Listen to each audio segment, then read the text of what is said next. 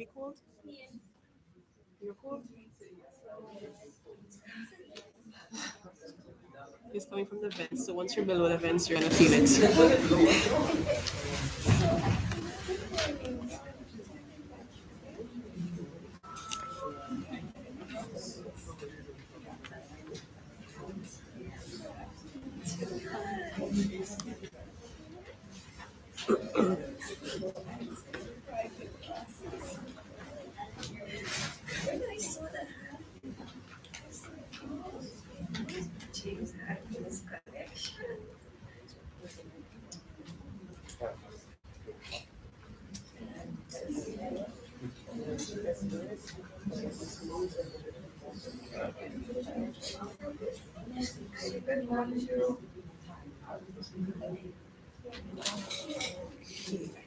Just to make sure.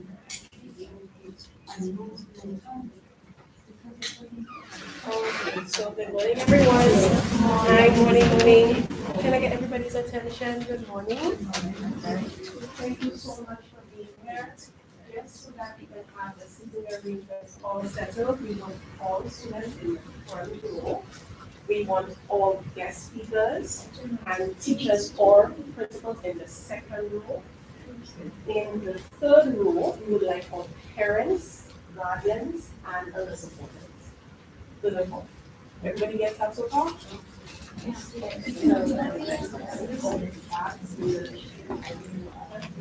Any items?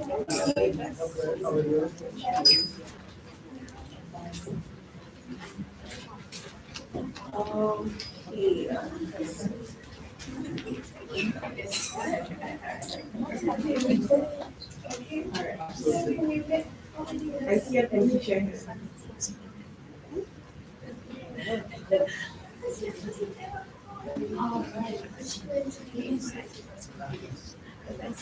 Everybody's comfortable. Everybody's comfortable. No. I'm so sorry. Next time I'll walk with the traffic issues. The hospital will have to walk. So if you're sitting here right now, get online and tell people to come in so you can get warm. Okay? That's a good start.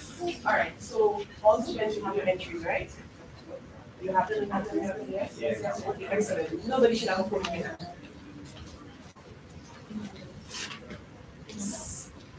Nobody should have a phone in there. Yeah. So I'm your device to a parent or guardian, because that would be a distraction for you. Yeah, so yeah. Oh, yeah.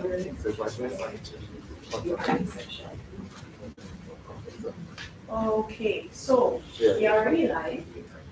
This afternoon, it's mainly focused to hair and the clothing. And I am going to assume my regular position as speaker and take my seat, okay? And then the person in charge take over. So again, welcome everyone. Thank you for being here. We're about to begin.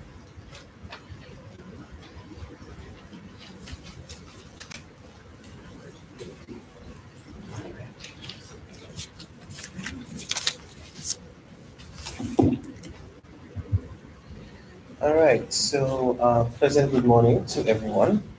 I'd like to thank you all for coming today.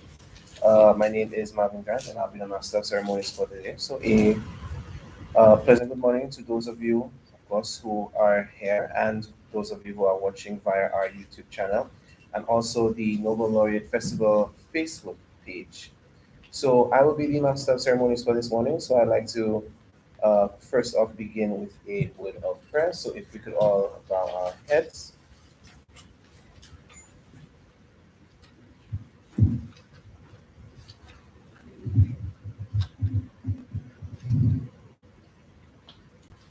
All right, let us begin. Gracious and Heavenly Father, we'd like to thank you so much for allowing us to be here this morning, for giving us the breath of life, for giving us traveling mercies as we came to this place. We ask that we have a very successful event, and then may we live here all the smiles on our face. This we ask in our precious name.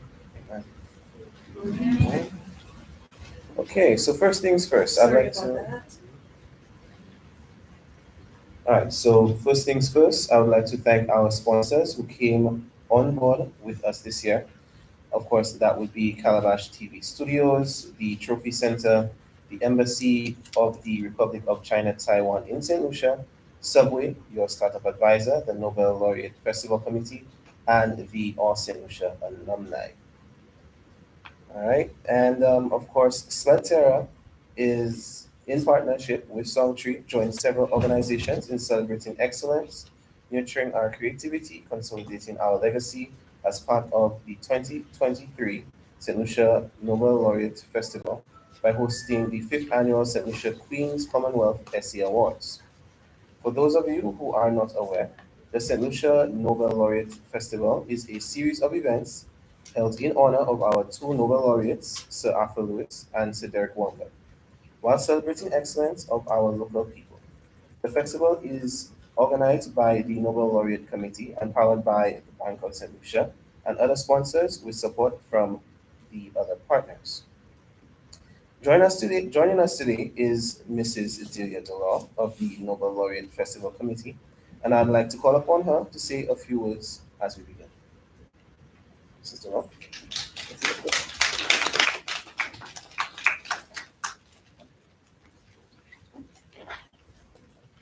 Thank you, Marvin. Good morning, everyone.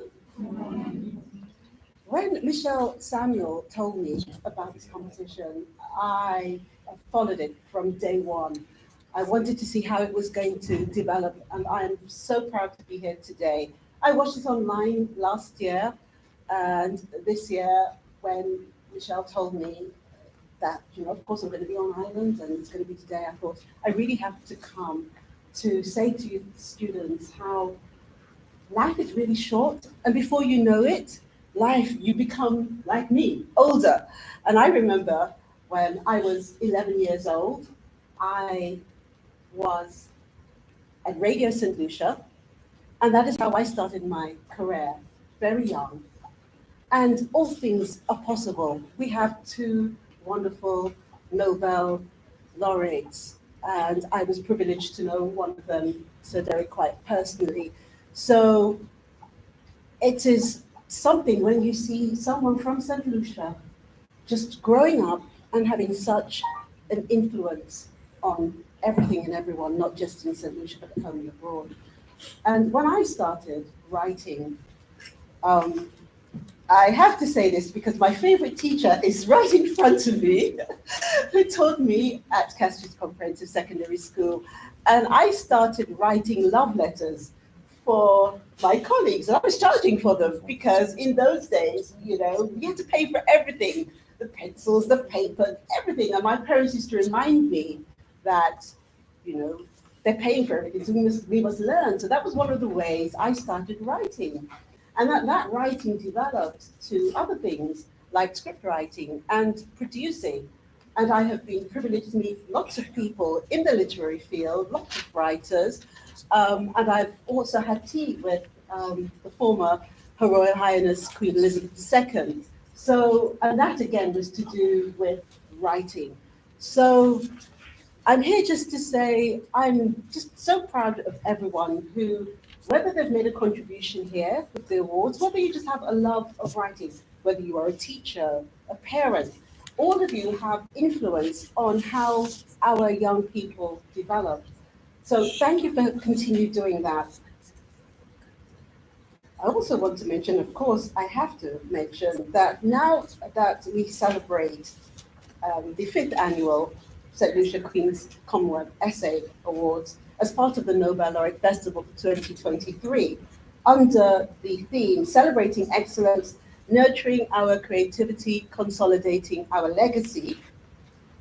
This theme will encourage us to fine-tune our skills, enjoy our creativity, and in doing so, we will build and help all those around us, especially in their creativity, so that they keep up their works of excellence. Now we are here to be proud of, support, and encourage all writers who took part in these awards. Please take advantage of your creativity. Take a deep breath when you're anxious.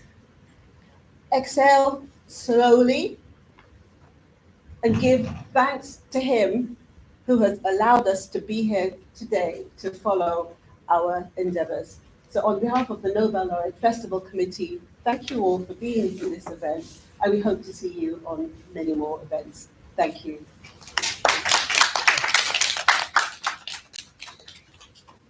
All right, excellent. Thank you, Mrs. Dolo. And now we will have a quick video. For more than a century, this competition has positively affected so many people across the Commonwealth. Let's hear from some of them now. Hey, I'm Mei Fong, and I was one of the previous winners of the competition. Now, winning a prize really did change my life. I was born in Malaysia, and I was the fifth girl, and my father was a very traditional man who didn't believe in educating women too much. But he changed his mind a little bit after I won the competition, and I was invited to meet the Queen of England, and I brought him along. So since then, I've won a Pulitzer, I've written powerful stories about women's rights and human rights, and I've traveled the world. To this year's winners, all of you, I want to congratulate you, and I want to tell you to keep on writing, because it really will change your life, and you can change the world.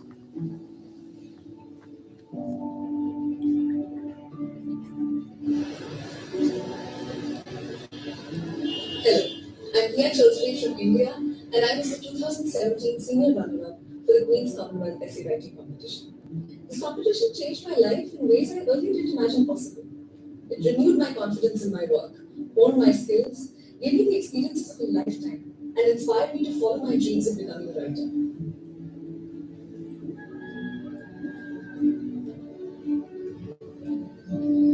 I'm Joy from SPG and a supporter of the competition. It has been amazing to motivate the essential youths to develop their writing skills and support their creativity.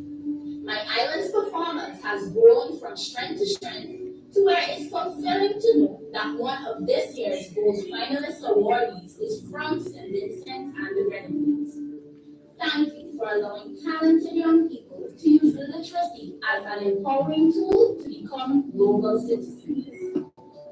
Hello everyone, my name is Kenneth Jamra and I'm from Ghana. I am a Queen's Commonwealth Essay Competition representative for Ghana. Over the years, I have promoted the essay competition, especially in rural communities in Ghana.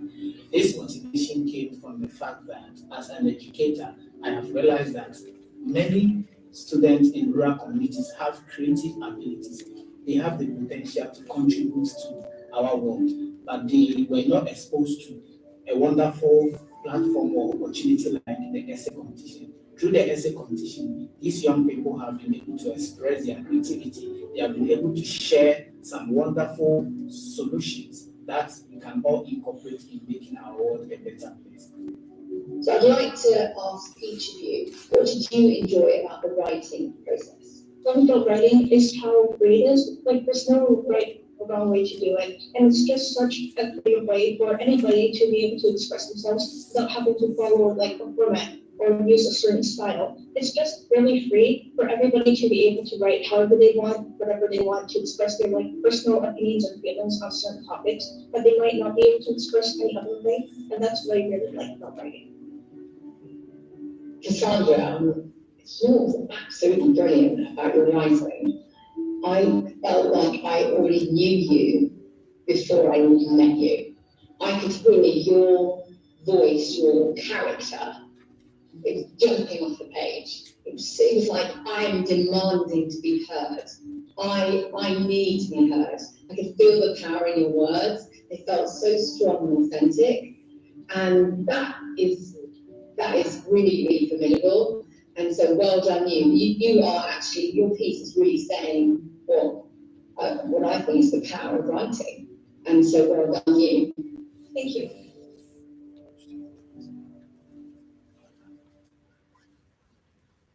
All right, wonderful. So, showing support is definitely important. This was true when Songtree joined us in 2020. So to help celebrate our young writers, I will now call on Ms. Paulina Moray, the co-founder of Songtree, to deliver a few brief remarks. Paulina?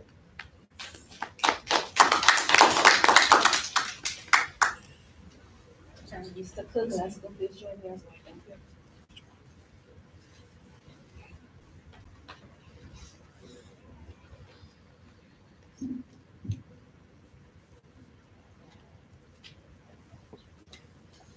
Wow. A pleasant good morning to everyone, especially the students who participated in the 2022 Queen's Commonwealth Essay Contest, our awardees. We at Songtree are happy to partner again with SLUDTERA to host the Queen's Commonwealth Essay Contest Award, celebrating excellence for the work of 10 young St. Lucian participants as part of the Nobel Laureate Month, which honors two distinguished young men, son of the soil, the late Sir Arthur Lewis for economics, and of course, Sir Derek Walcott, that is for literature.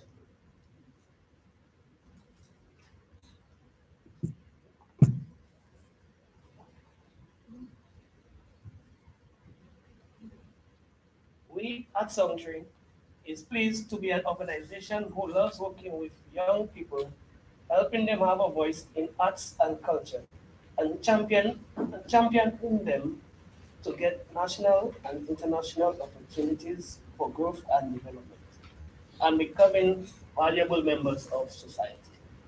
Students, we encourage you, our young awardees of the Queen's Commonwealth Essay Contest, to keep up the good work and continue to strive for excellence, and to be among the youth who will always help shine a light on Fair Helen St. Lucia by letting your voices be known and being part of the millions around the world who takes part in these prestigious awards yearly. Students, at this moment, we at Songtree want to challenge you. We are challenging you today to continue to let your voices be heard.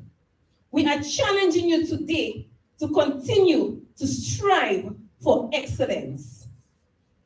You are breaking barriers, and we hope, that one day the spotlight will be on you as distinguished Nobel laureates of St. Lucia. I thank you, and once again, congratulations on being part of the 30th anniversary celebrations of our Nobel laureates of St. Lucia. Thank you, and all the best. May you all, always, students, know that you are important to St. Lucia and your contribution is always valuable. I thank you.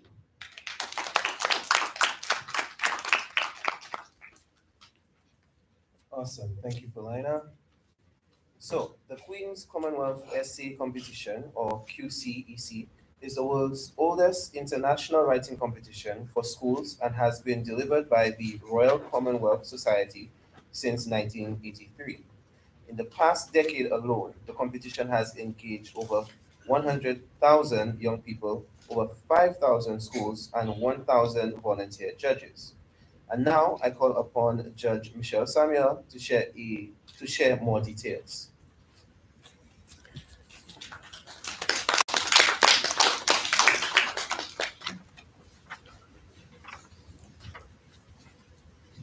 Thank you very much, Marvin. Good morning to everyone. Can you hear me?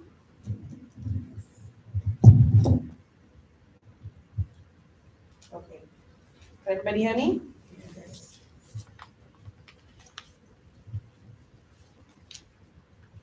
Okay.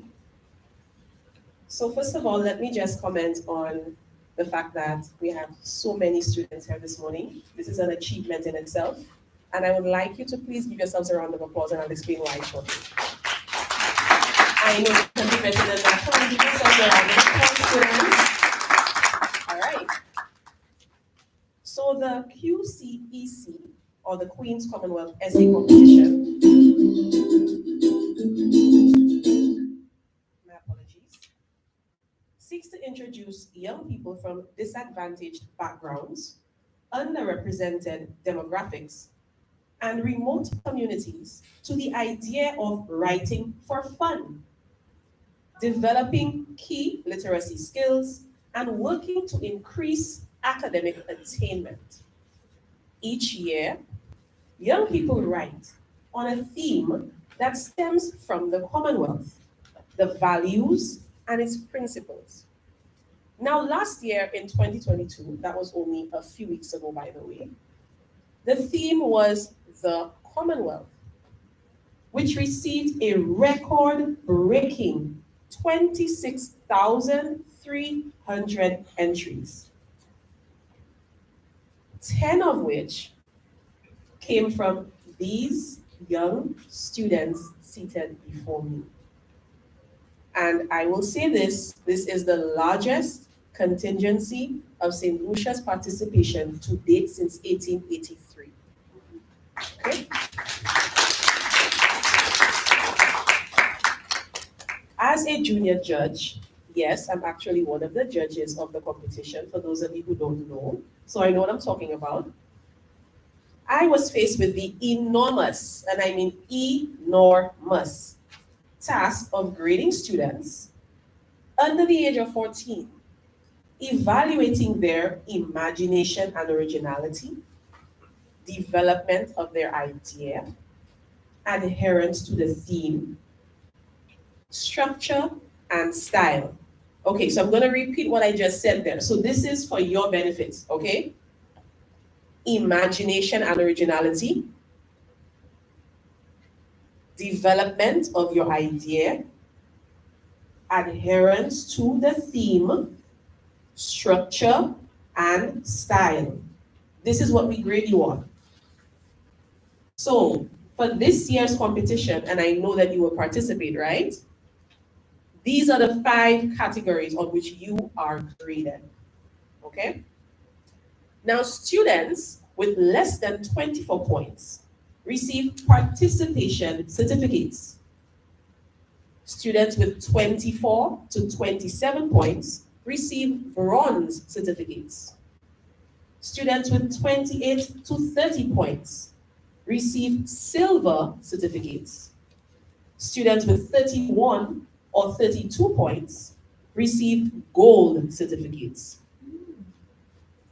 The best gold entry in each judge's entire batch will receive an upgrade to gold finalist. Now, I want you to take what I just said in.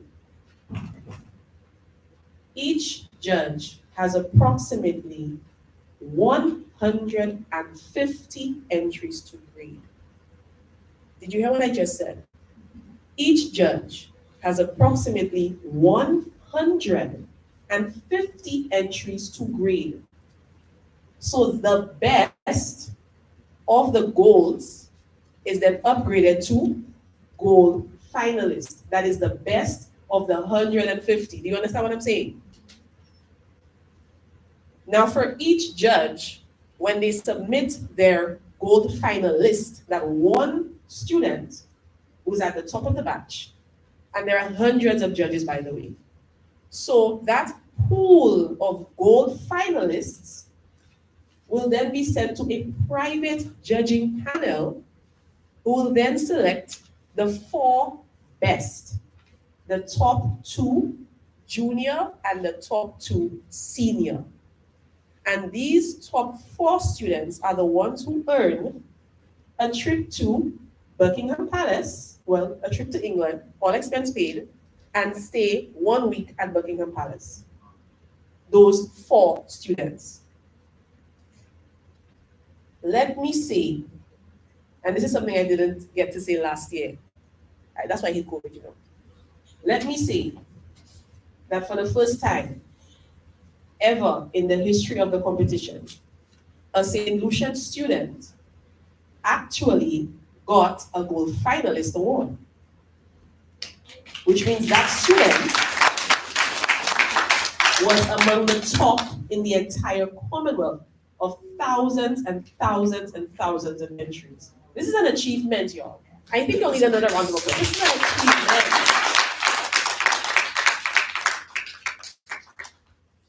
this student did not get to the top 4, she did represent us well. And this student is none other than Shernessa Joseph.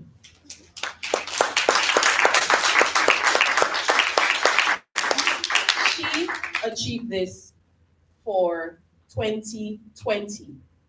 Okay, the first time this has ever been achieved in St. Lucia's history. So Shernessa, you will go down in our history books as attaining that feat. Okay. Now, last year, of course, we could not have an event like this one. And that prevented us from really recognizing all of the students who participated. That was 2021, apologies. So 2021, we had 4 persons who participated. And they are joining us this morning because we cannot take this moment away from them. So this morning, we are recognizing both the 2021 participants and the 2022 participants. Do you think that's fair, everybody? Yes. Very much so. So this is what we're doing here this morning. And in case you're wondering, some of the 2021 and 2022 are the same people. So you'll get to see who they are when they come up.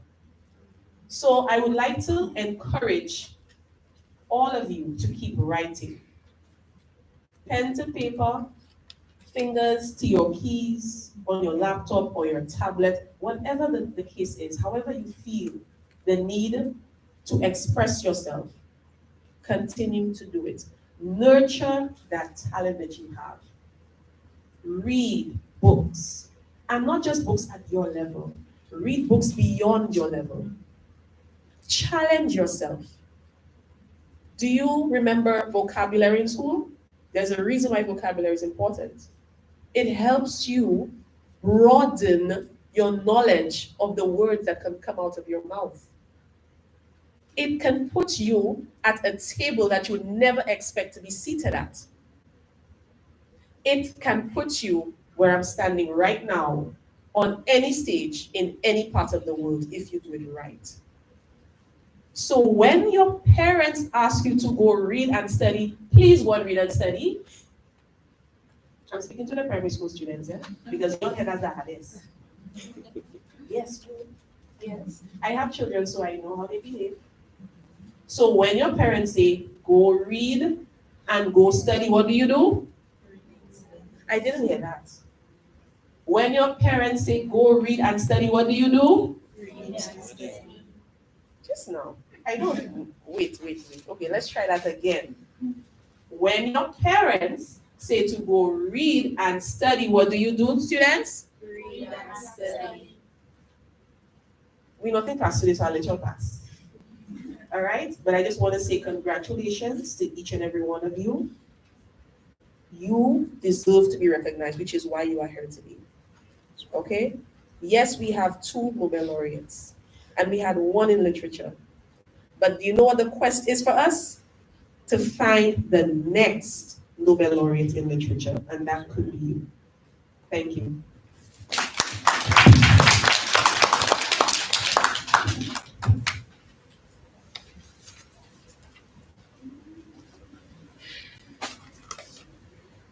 And with that, even at my age, I feel motivated to write. So thank you, Michelle.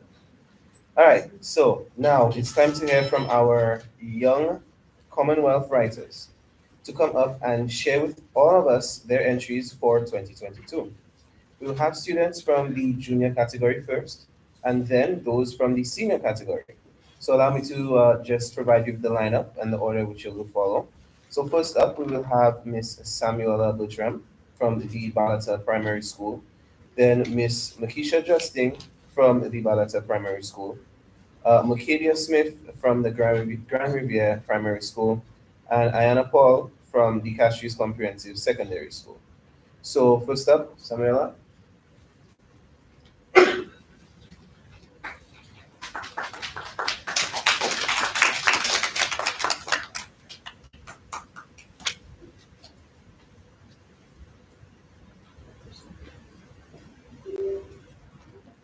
Good afternoon.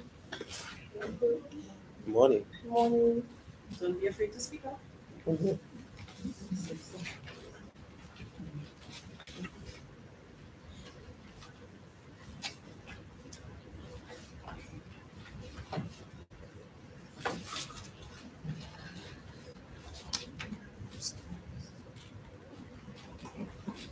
So today my piece of my title will be Put Your Commonwealth First.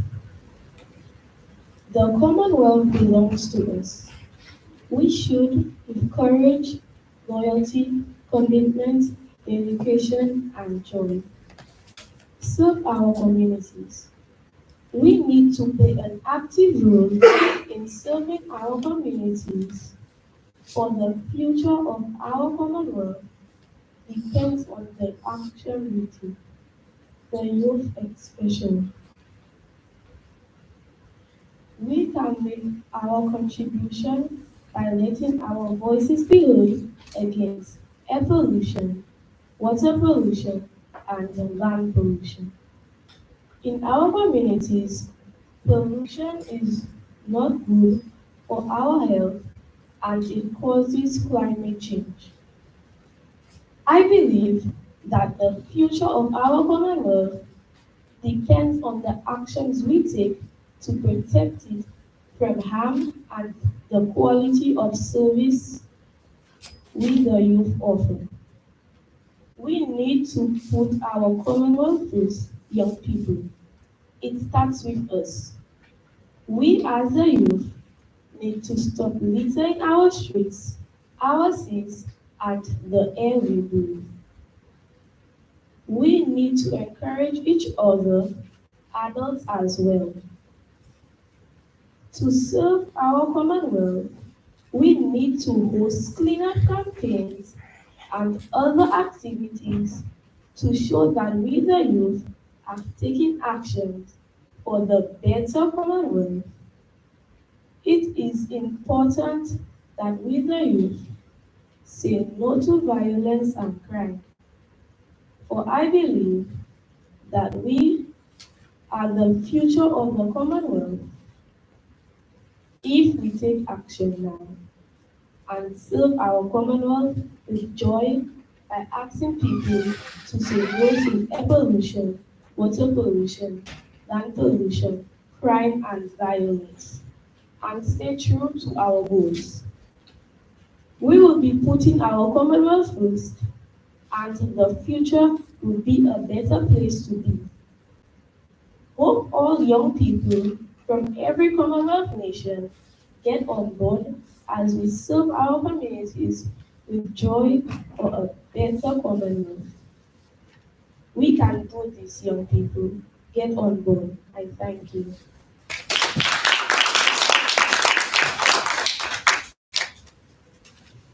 All right, thank you so much for that, Samuella. And now, Merkisha, Justin.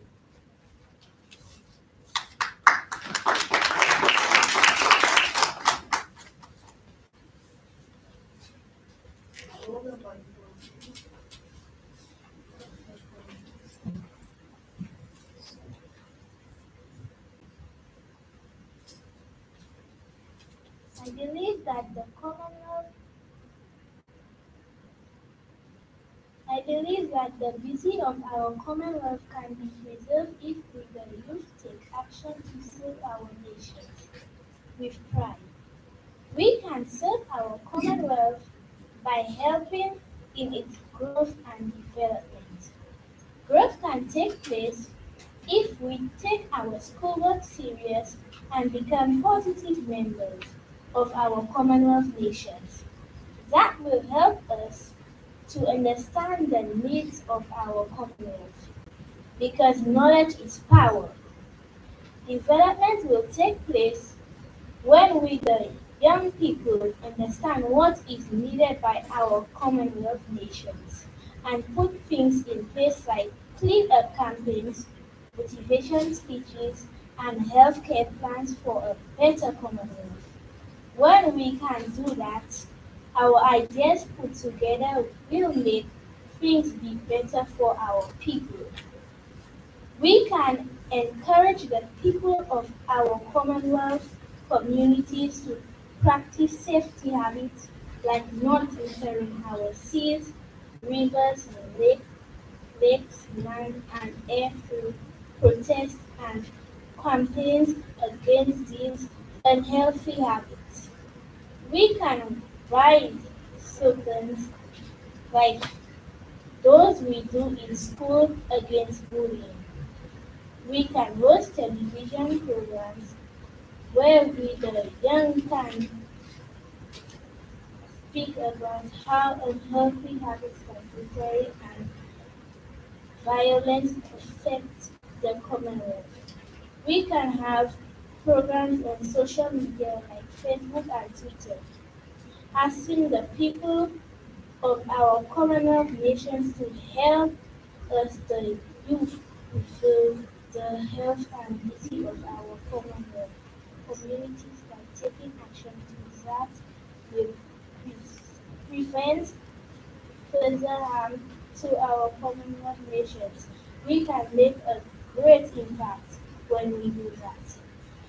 We, the youth, need to come together and pledge to commit to work together by taking action that help our Commonwealth become better. Young people, the Commonwealth is our future. Let us all be willing to take action for the success and health of our Commonwealth.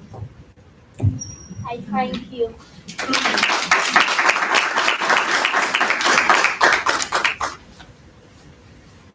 All right, so thank you so much for that, Miss Justin. Remember, it takes a level of bravery to come up here and to read your pieces. So we'll move on to Makaeda Smith from the Grand Riviere Primary School.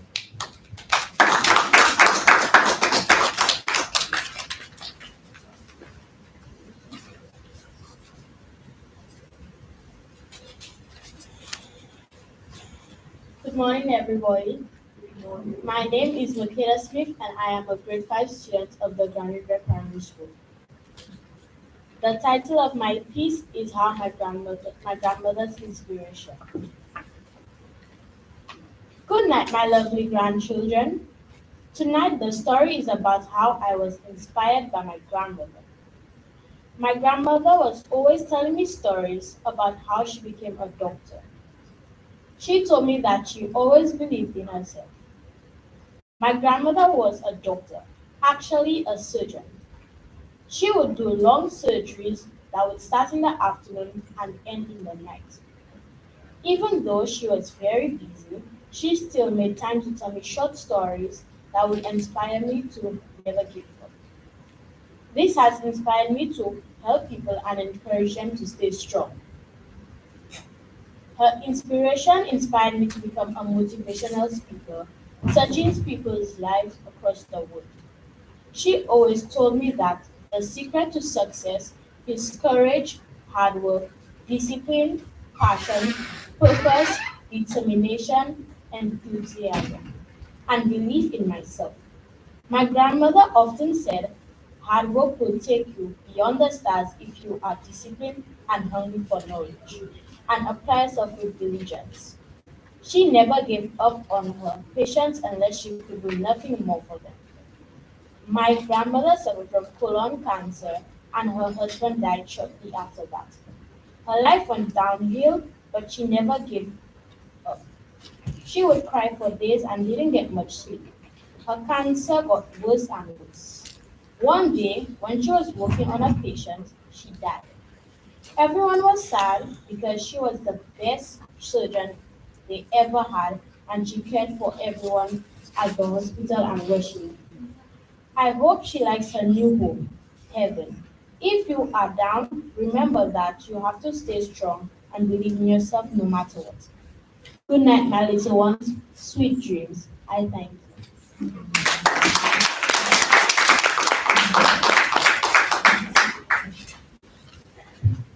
All right, thank you so much. All right, so one of the students are running a little bit late, so right now we'll take in a performance. Oh, she's there. Okay, wonderful.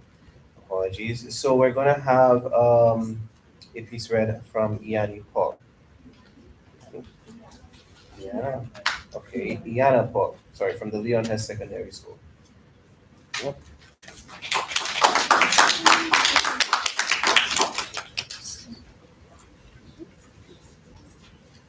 A leap of faith. Warm greeting to you, brothers and sisters. heads of state, and preceding guests. Please allow me to adopt protocols that have already been established.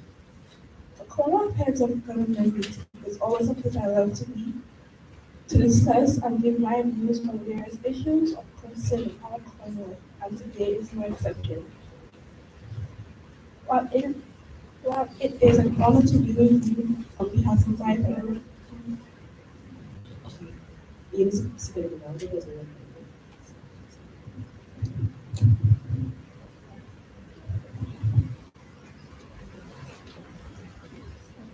a leap of one greeting to you, government ministers, heads of state, and prestigious guests. Please allow me to adopt protocols that have already been established. Commonwealth heads of government meeting is always a place I love to be, discuss, and give my views on various issues of concern for our Commonwealth, and today is no exception. But it is an honor to be with you on behalf of my fellow men. Today, I stand before you on Urana soil, the burden on my heart for the cause of racism and gender equality, which I believe should be a priority for collective action in the Commonwealth. It is time for us to put away childish things. The scripture says, when I was a child, I spake as a child, but now I am a man, I put away childish things. Racism and gender equality seems to be a chapter and refuses to disappear from the world for centuries now. Racism and gender equality are stumbling blocks in our society. It is time we remove these from our society.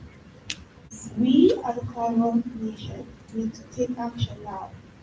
Let us come together and agree to address this plague which hinders the growth and development of our people. Step out and leave a faith that we have built because our future depends on it. Remember, as the Chicago Bulls states, the strength of the wolf is the pack, and the strength of the pack is the wolf.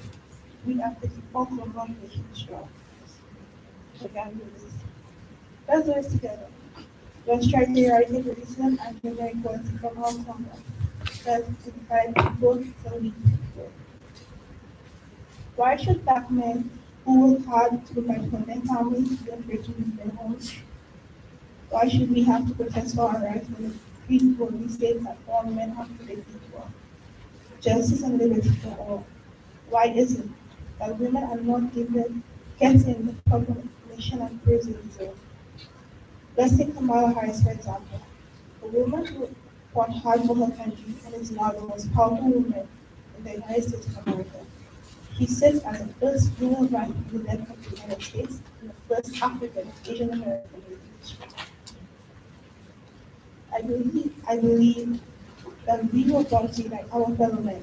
I believe that if we address the issue of racism and gender equality in the Commonwealth as a family, there will be more progress and development as people will not be concerned with people, the solution is a woman or is black or any competition for the matter. I raise my voice in the belief that the qualities and life lessons for life are not cemented into the boys and girls in their groups bring engagement to influence us, women and black communities against our strength of country. Let us consider making gender equality and racism a priority for action in the Commonwealth and for the effectiveness and development and peace of our Commonwealth. Thank you.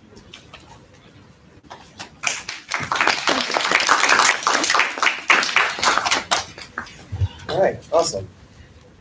So now we will have a poetry reading from Mr. Kerr Glasgow.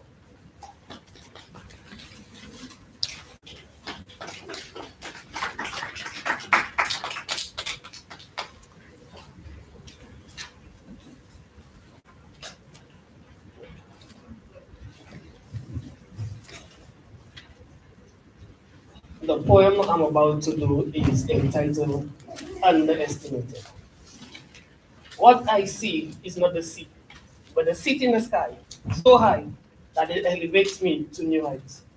To strive to boundaries with limits, to attain where the impossible is possible, with the ability to accomplish the unaccomplished, to succeed and exceed where all has failed to become victorious. To fulfill such a purpose is marvelous. To be, to be so endowed is its greatest gift. What if that gift was imitated? Would it still be appreciated or loses its value? Or could the price diminish the meaning? Only to revive lost ambitions with cravings of new creation, like a ticking time bomb ready to explode for everyone to marvel at the creation in all its layers of mystery. Which brings us to this question. Are there any limits to the limitation of one level of creation? Thank you.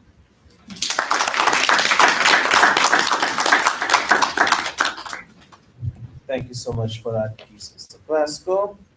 And now, of course, just to mention our sponsors for supporting this event: Calabash TV Studios, the Trophy Center, the Embassy of the Republic of China, Taiwan in St. Lucia, Subway, your startup advisor, the Nobel Laureate Festival Committee, and of course, the St. Lucia alumni. Now we'll be hearing from the students in the senior category. You'll be coming up in the following order: Jody Frederick from St. Joseph Convent, Jade Felicia from St. Joseph Convent, Latoya Moray from the Babonneau Secondary School, Iyana Descat from St. Joseph's Convent, and Shernessa Joseph of the Vieux Secondary School. All right, so Jody, first, and of course, round of applause for our young students.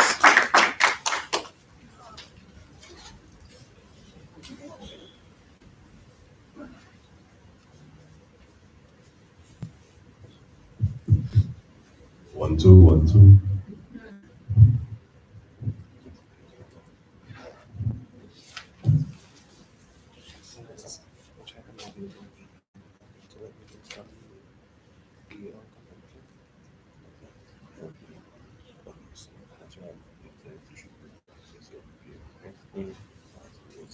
Just give me a moment, please.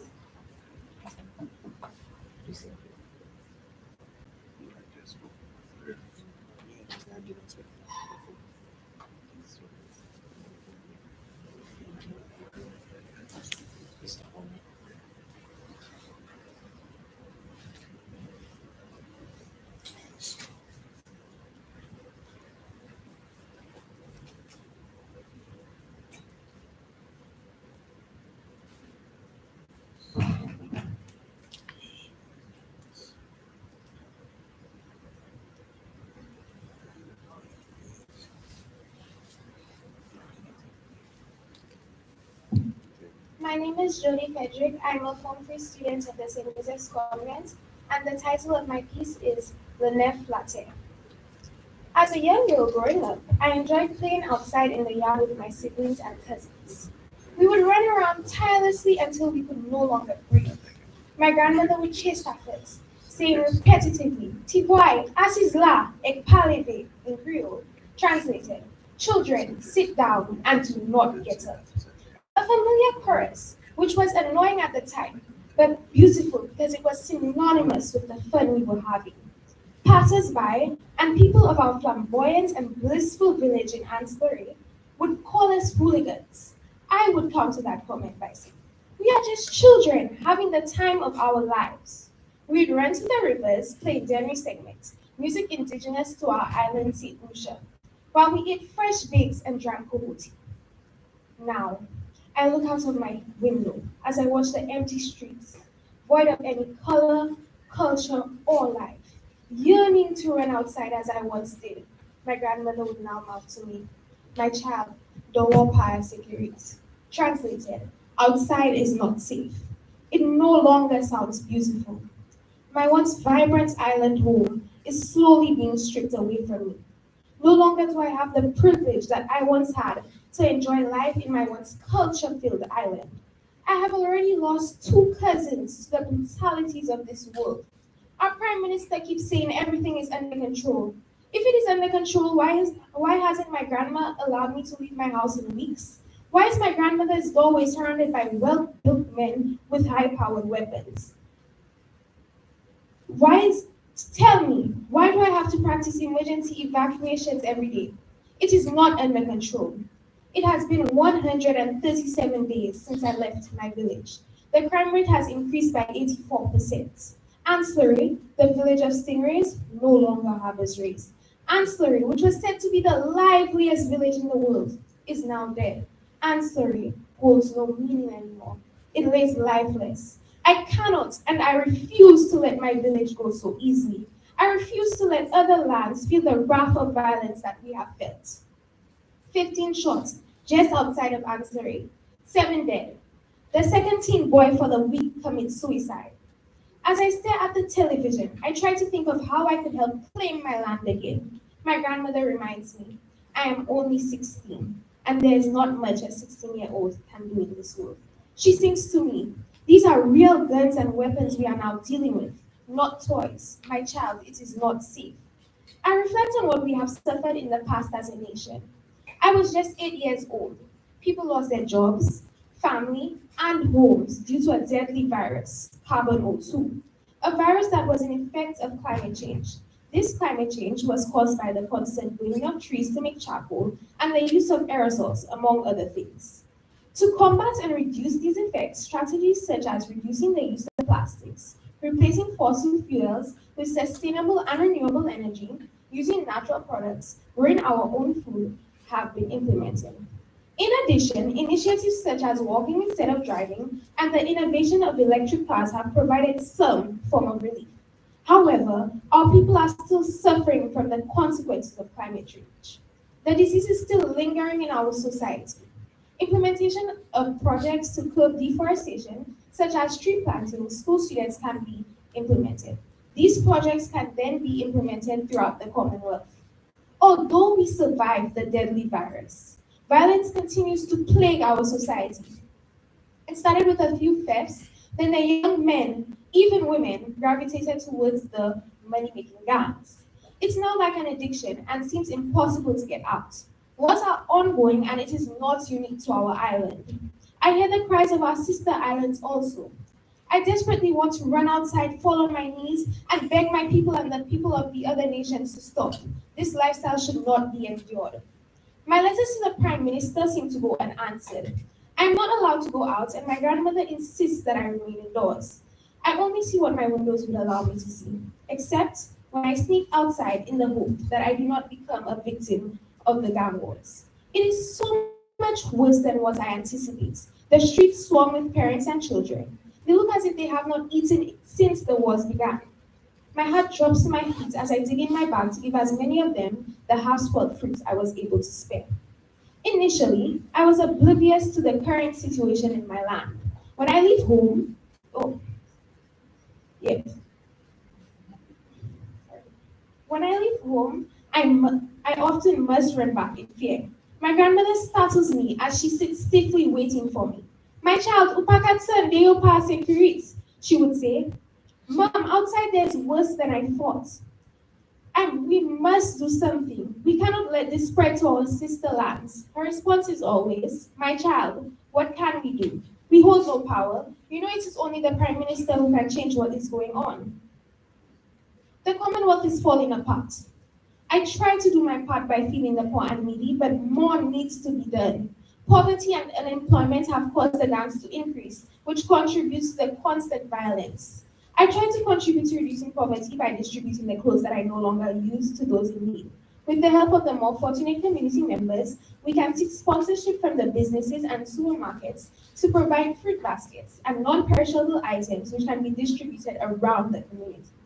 We can also organize sponsored food drives in safe areas. The government can donate a plot of land designated for the people to grow crops and equal land spaces for agriculture. We can further decrease the crime rate by engaging people in recreational activities like sports and arts. Implementation of community activities that engage the youth can minimize violence. The use of government facilities can be used to host these activities because it will be less costly and the less fortunate can also benefit. New talents will be discovered among the youth. If they remain occupied, the thirst will decrease, which will contribute to minimizing crime. If we as a nation come together to facilitate these activities, then we can live freely. It has been 2 months since we started our project to help the people and the earth. We call this project SLUDTERA, the New Earth. Finally, the government has agreed to some projects and is now helping tremendously. and every nation shall benefit. We all must come together as a Commonwealth to fight for the survival of our nations. Together we stand, divided we fall. We cannot sit helpless and allow violence to destroy our nation. I am young, and I may not have a title in front of my name, but the little things matter. Do not believe you cannot make a difference because you are young or not referred to as a leader in your community. We are all leaders, even without the title. Let us be leaders. Let us be the change in the Commonwealth. We are tomorrow's doctors, activists, politicians, scientists, and the list goes on. I quote Paul Kagame. We need to keep making sure that when we talk about the Commonwealth, we mean the Commonwealth. No one is left behind. Let us change the world. Thank you. Thank you for that, Ms. Frederick. And now we will have Ms. Felicia from St. Joseph's Convent. Round of applause for her, please, as she comes up.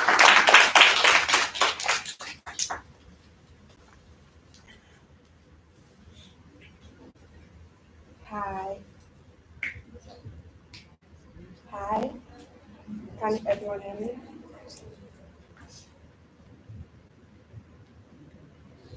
Hi.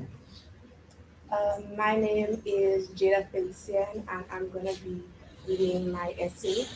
The name of my essay is Occupation of Amelioration. Our world is no longer a safe place, with mass shootings, epidemics, and homicides frequently occurring on every corner of the globe. Tomorrow is certainly not promised to anyone. What if there was a superhero that could bring key solutions to all these problems? Could it be the beacon of light my community so desperately needs? And if so, what would a job like that entail? As a young individual, I have witnessed the downfall of young people in my community. It is rather unfortunate to see such wasted potential. Despite government and other corporations' efforts to rectify this issue, there is only so much that they can do. What types of powers would a superhero need to solve these problems? The great responsibility for him or her has to be extraordinary, as I challenge the superhero of my community to provide support in three major areas, namely education, job creation, prevention of bullying, which will be the three main duties in his or her job description. Education is a very large stepping stone into life and a powerful tool for success. According to John Dewey, education is a social process. Education is growth. Education is not a preparation for life, but is life itself. Moreover, for young people, the lack of education can be a significant barrier.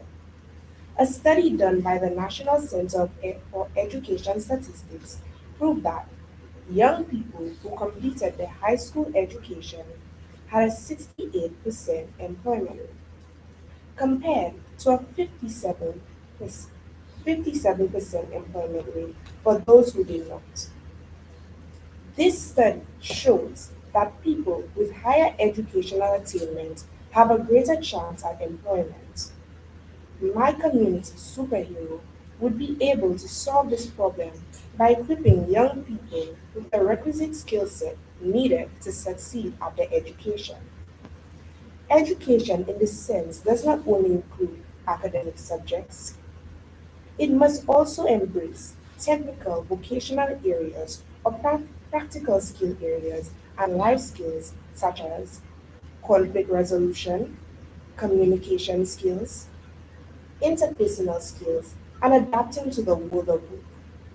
The areas listed above are important for the overall well-being of youth in education.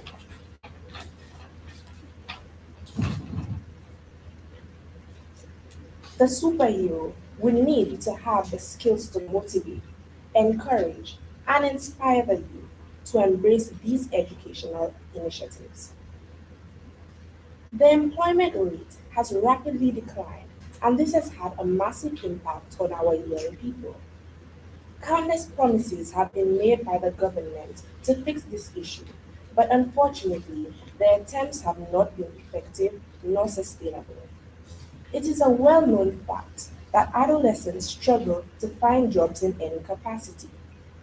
Not only that, but the number of opportunities within my community is limited and not catered to the younger individuals. A superhero will need to be innovative. He or she would open a gateway for more job opportunities for young people, and more businesses would open to provide these well-deserved chances for the youth. I vehemently believe that the success is determined by the amount of opportunities that are given and taken seriously. The superhero will need to negotiate effectively with employers to encourage them to take young people in on internship experiences which can lead to employment. Also, my superhero will need to work with the district representative from my community to assist with policies that would enhance job creation. Finally, bullying is something that we have come to live with in our society.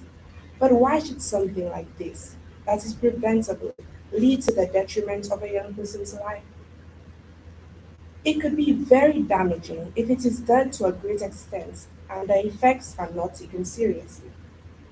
The superhero of my community will need to advocate on behalf of young people who are being bullied by providing the necessary support in counseling, coaching, and empowerment exercises that can encourage the victims of bullying. Most importantly, the superhero will need to promote an anti-bullying campaign with the assistance of key personnel in the community to lessen the effects and possibility of bullying. In a nutshell, this is what I think a superhero's job description would entail if he or she has to strive for the betterment of the youth. Young people are the future of all communities and must be protected, empowered, and encouraged. In a few years, they will be leading the government, businesses, and workforce. Thank you.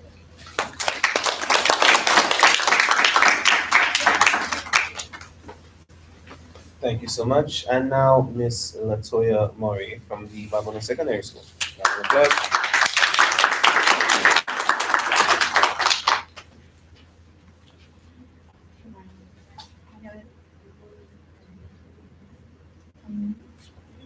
applause.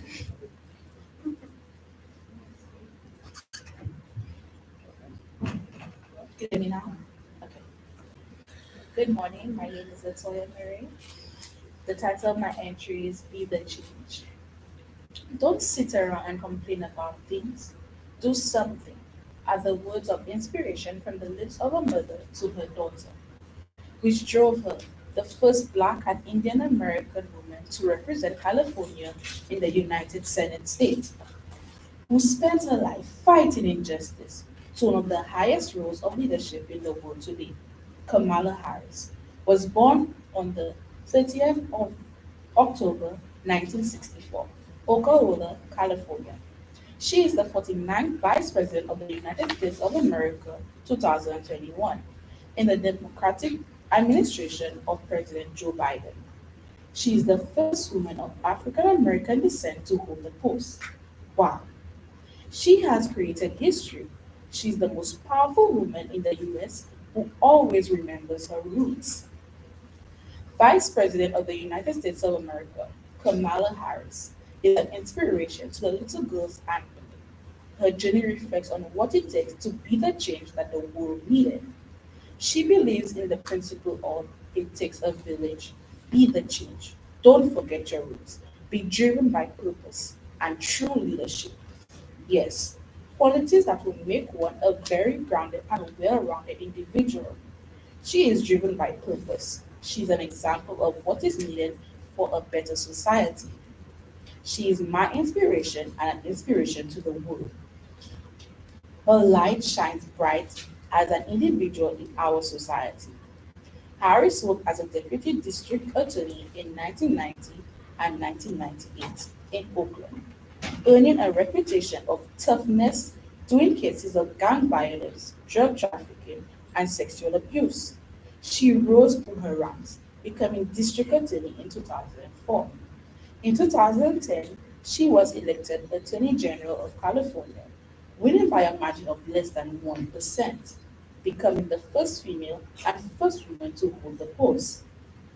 A great achievement indeed.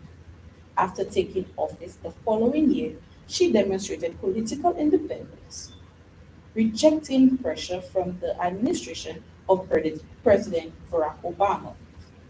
The determination, power, strength, tenacity, and inspiration of Ms. Kamala Harris, first female Vice President of the United States of America, is a treasure that we young girls can take and look up to for inspiration.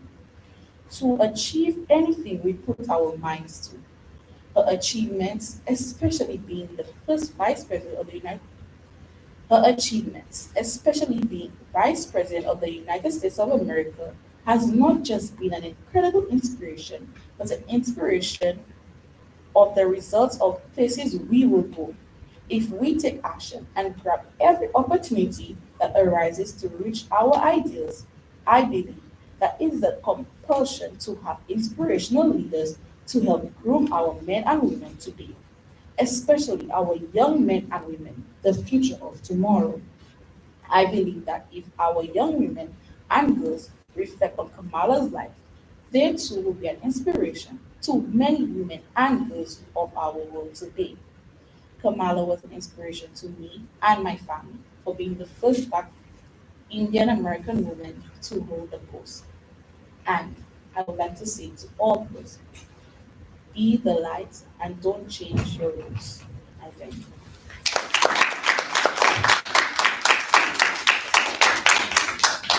All right, thank you so much for that, Ms. Marie. And now we have Ms. Iyana Descat from St. Joseph Convent. And welcome, please.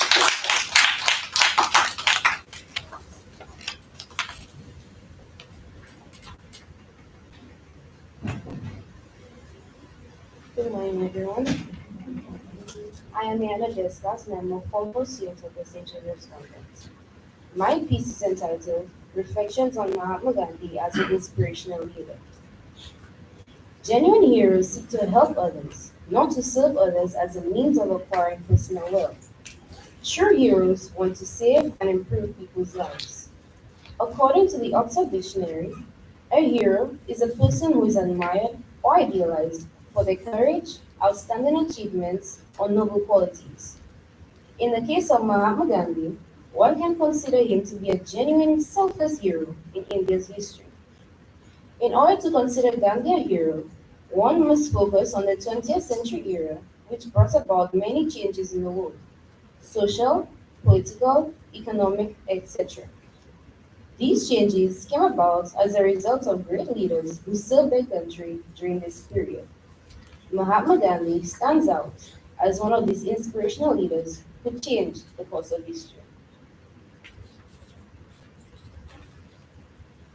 Mahatma Gandhi was born Mohandas Karamchand Gandhi on October 2nd, 1869 in the village of Popanda, India. His family practiced Hinduism and from an early age he was nurtured into non-injury to living beings and vegetarianism among other values. Many Indians did not have the opportunities that Gandhi had. At the age of 18, he went to London to study law. In July 1891, he returned to India and to begin his legal career. During this period, more than half of India was under British rule. India faced a period of hardship, poverty, and famine. Britain grew wealthy while India grew poor. Mahatma realized that there was an opportunity for him to play a part in assisting fellow Indians by drafting petitions for litigants. This ended in dissatisfaction with British officers. In 1893, Gandhi got an offer to work in South Africa. However, he was shocked by the racial discrimination that Indians, like himself, suffered at the hands of the white British authorities. This propelled him to fight for an end to racial discrimination. Gandhi was arrested many times and put in jail for what he perceived to be unjust laws. Many other Indians, along with him, refused to obey these laws. One of his great quotes, which is very applicable even to this day, states, "Be the change that you wish to see in the world." In truth, and in fact, Gandhi became that change in South Africa as he continued to protest through civil disobedience, as he called it. This described his method of demonstrating disgust with injustice in a non-violent way. Looking at Gandhi's continuous actions to end oppression and discrimination, the slogan, "Do or Die," brings out the selfless actions he took to put an end to unjust rules. He left South Africa knowing that he had indeed brought about changes to their legislation. Mahatma Gandhi played a major role in the campaign for India's independence from British rule. His more than 20-year stay in South Africa prepared him for the task in his own. He became an effective and powerful advocate for the rights of Indians. This movement won him international recognition and his reputation blossomed. Gandhi coordinated a nationwide struggle for Indian rule. By 1920, he became the most influential political leader in India. A new India was in the making due to Mahatma Gandhi's constant efforts. As a leader, he refashioned the Indian National Congress and led major campaigns of non-violent protest known as Satyagraha.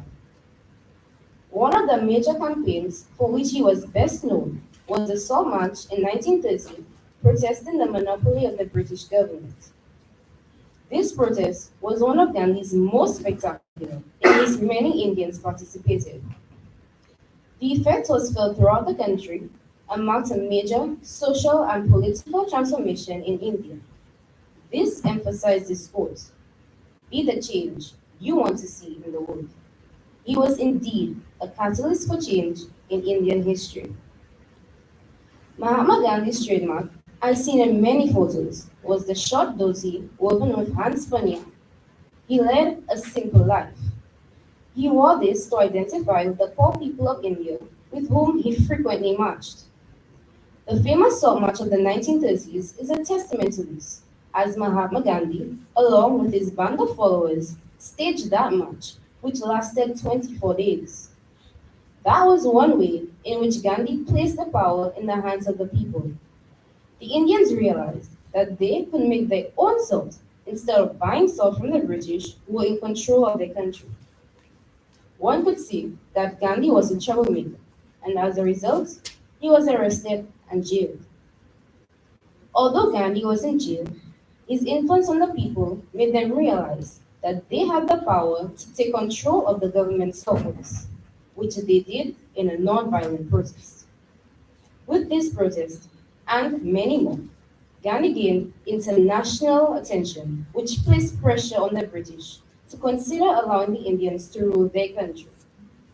It is important to note here that Gandhi's contribution to creating public awareness of the ills of the British monopoly was significant. We can now ponder on one of his great quotes once again. "In a gentle way, you can shake the world." Gandhi now had the attention of the world. Gandhi's struggles to see a united and free India was not easy, as he had to cope with internal pressure from the Hindu majority and Muslim minority. His belief in conflict resolution in a non-violent way served an important role in uniting these two religious groups. Although he was born into Hinduism, he embraced both religions. Gandhi's belief is that all religions are equal. In 1947, Britain granted India independence after almost 200 years of British rule. However, they did one thing wrong which didn't sit well with Gandhi. The country was split into two dominions, India and Pakistan. He urged them to live peacefully together and undertook a hunger strike which compelled the citizens of India to work together to maintain the newfound freedom. Gandhi showed the world that differences in religious belief should not take away one's ability to live in peace and harmony. Gandhi lived what he preached. and one can attest to the fact that his life was indeed his message, as stated by one of his quotes, "My life is my message." Even to this day, many world leaders struggle to bring peace to their countries. Gandhi's philosophy of being kind to others stands out and is respected by many people for it. Gandhi's efforts to create a unified India, both before and after independence, was met with many interferences by the congressmen at the time. However, Mahatma did not give up. His determination and perseverance, as well as the admiration that his supporters had for him, gave him the zeal to go on. Gandhi was able to bring people together through prayer and fasting. Gandhi saw the good in both sides of the coin, Hindus and Muslims alike. Hence, his desire to create and bring them together as one. This brings me to his quote, "See the good in people and help them." Throughout the 1940s, Gandhi's rallying cry was usually along the lines of uniting the Muslim and Hindu peoples of India. But, on the other hand, the leader of the Muslim League was countering this with his call for dividing the Indian subcontinent based on the different religions. Sadly, throughout Mahatma Gandhi's 2-year tenure in prison, his wishes were ignored as the British surrendered to the Muslim League's wants. Consequently, in 1947, much to Gandhi's dismay, the British government gave its decree. The bell was sounded, and India was finally free from British rule. However, the decree also stated that the land was in fact to be divided based on Hindu and Muslim majorities. This was a hard blow to Mahatma, as all his wishes for a united nation were simply disregarded by the British. But the great soul never gave up. Father of the nation, as he was called, led India to attain freedom from British rule. As a result, his birthday on October 2nd is regarded as a national holiday in India in recognition of his struggles for freedom. This great man, Mahatma Gandhi, left his legacy. Although physically dead, he gives new and refreshing directions to civilization. He inspired many world leaders and social activists such as Martin Luther King Jr. and Nelson Mandela, both of whom fought for the freedom and civil rights of citizens in their countries. Gandhi had a special ability to connect with the people through simple but meaningful actions. In this era of all the turmoil in the world, Mahatma Gandhi stands out as one of the world's greatest men who gained respect and honor for being kind to others and always speaking the truth. He lived and led a simple life, and he fought the British and gave India its freedom. Long live this icon. Thank you.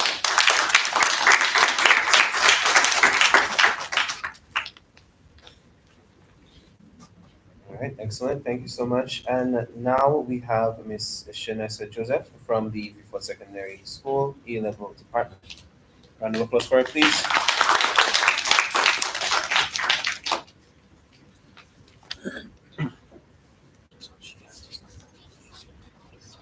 Good morning.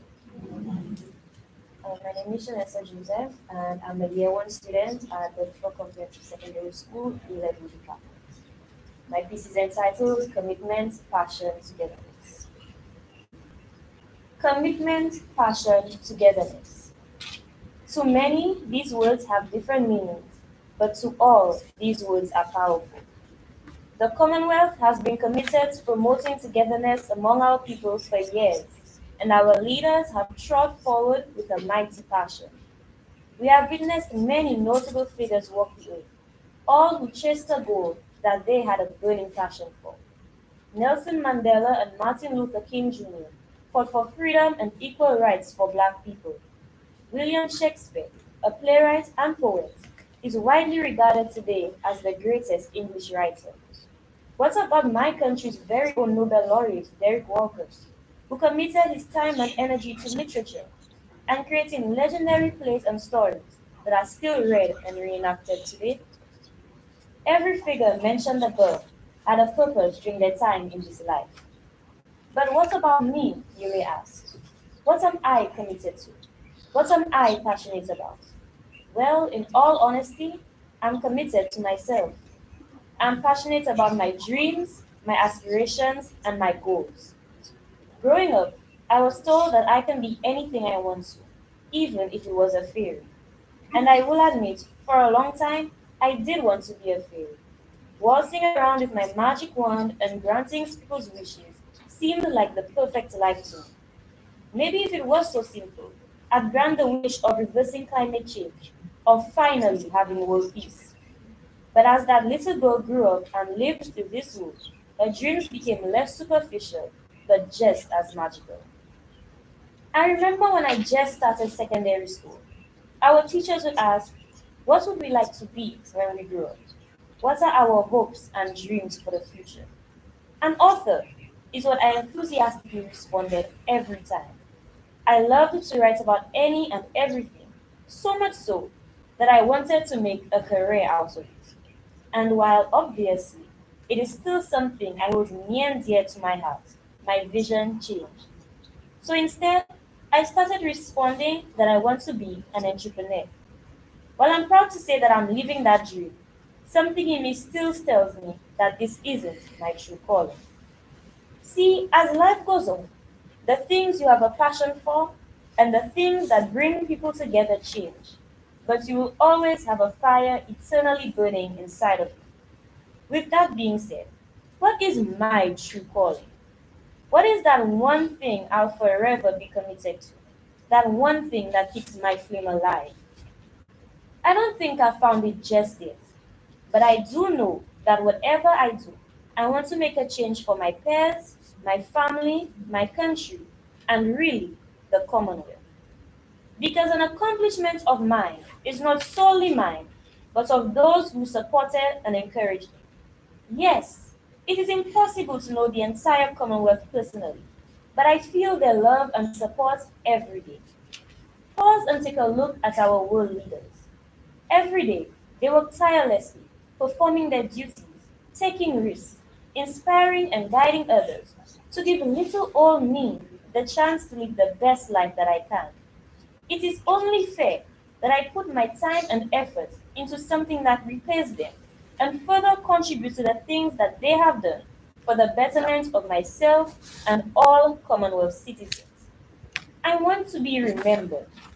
I may not be Nelson Mandela or Martin Luther King Jr., but I am me and I am great. I am destined to make my mark and do something so amazing, not only for myself, but for everyone around me.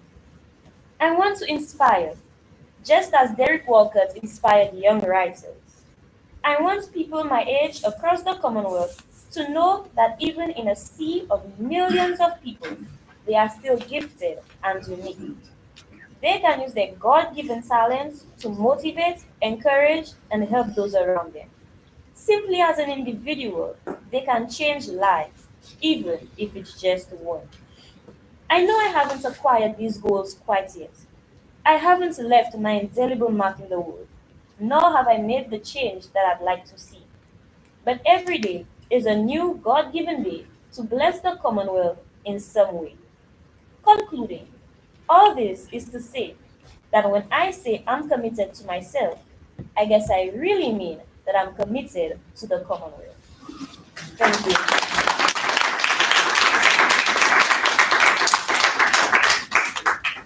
All right, awesome, excellent. Thank you guys so much. Great work, everyone. Right now, I would like to call on our guest speaker, Miss Janet George, who is the Deputy Chief Education Officer at the Ministry of Education, Innovation, and Gender Relations. Ms. George.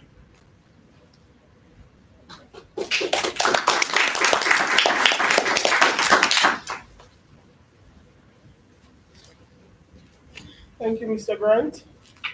Good morning, everyone. Let me acknowledge the president and founder of SLUDTERA. What's it? SLUDTERA. SLUDTERA. Okay, thank you for that. that is Mrs. Samuel. Let me also acknowledge fellow members of the Department of Education. I see my colleague there from the Division of Innovation. Let me also acknowledge some of our guest speakers, Ms. Dola, um, Ms. Murray from Sultry, our fellow speaker, Ms. Halliday, other specially invited guests, especially students, entrants, parents, teachers, everyone. Glorious morning to all of you. Glorious morning to all of you. I said glorious morning, so you have to respond glorious morning back. It is a glorious day. And I bring you greetings from the Ministry of Education, Sustainable Development, Innovation, Science, Technology, and Vocational Training. I carry with me congratulatory regards from the ministry to all the entrants of the essay competition. That is the St. Lucia Queen's Commonwealth Essay Competition. The Ministry of Education supports these kinds of activities as they provide you students with opportunities for you to exercise your creativity. Did you exercise your creativity? Did you? Yes. Exercise your creativity.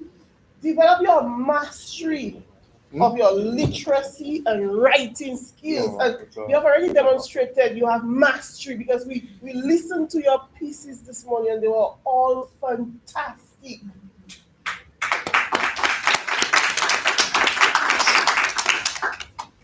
The beauty of such a competition, or at least one of the beauties of this competition, is that you get to freely explore your imagination without boundaries. You can write whatever you want and put it on paper. Okay? And that is freedom in itself.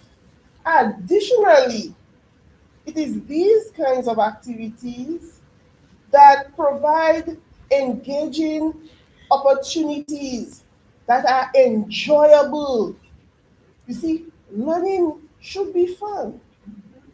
You know, 5 or 10 years from now, you will vividly remember today. I can guarantee you this.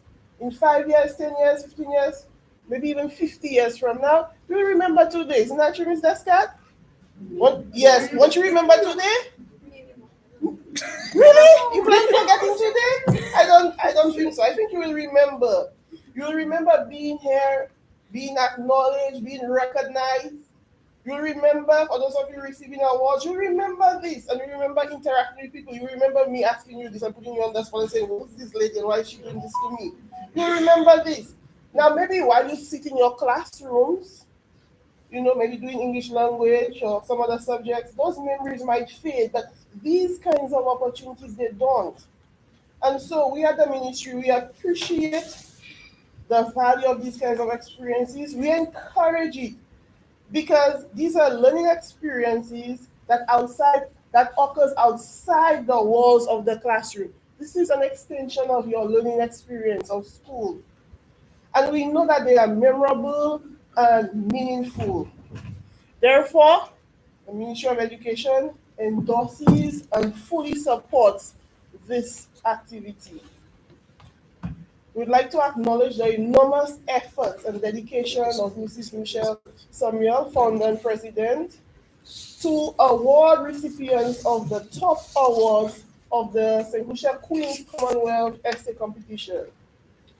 As you have already heard, and maybe you know already, parents, I don't know, guest speakers, this is the oldest writing competition. When I read that, I was like, wow, really? Okay. Yes, it's the oldest one. And so you students, you are part of history. You are making history. And to be a participant is an achievement itself.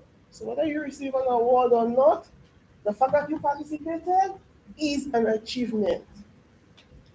But to be selected to be a winner or to be selected to be part of the finalists is remarkable. But all of you can boast to be part of the League of Laureates. And it is no coincidence that this award ceremony today is being held at this time. And as you are very well aware, this is part of the activities of Nobel Laureate Month. which is a time that is specially set aside to acknowledge some of our greatest luminaries. And you are now members of this exclusive and renowned club. Now, the theme for this year's Nobel Laureate Month, celebrating excellence, nurturing our creativity, consolidating our legacy. It's apt and appropriately describes why we are all here today. We are getting to celebrate these young people, nurturing their writing creativity, and helping them to build a legacy. Because in a few years, you'll be hearing more about them. Maybe just next a few years, maybe next week. But the point is, they are building legacies, and we need to help to nurture this. So, on behalf of the Ministry of Education, Sustainable Development, Innovation, Science, Technology, and Vocational Training, in case you can't remember the name of our ministry, I wish to extend a hearty congratulations to you students, you, the 10 entrants. But I'm concerned that I don't see any boys. And I think if Sir Derek Walcott was here, he'd have some choice words. Where are the boys? Go say yo. We need to acknowledge his name. What's his name? Iyana Paul of Castries Comprehensive. Okay, let's acknowledge him. See that one boy.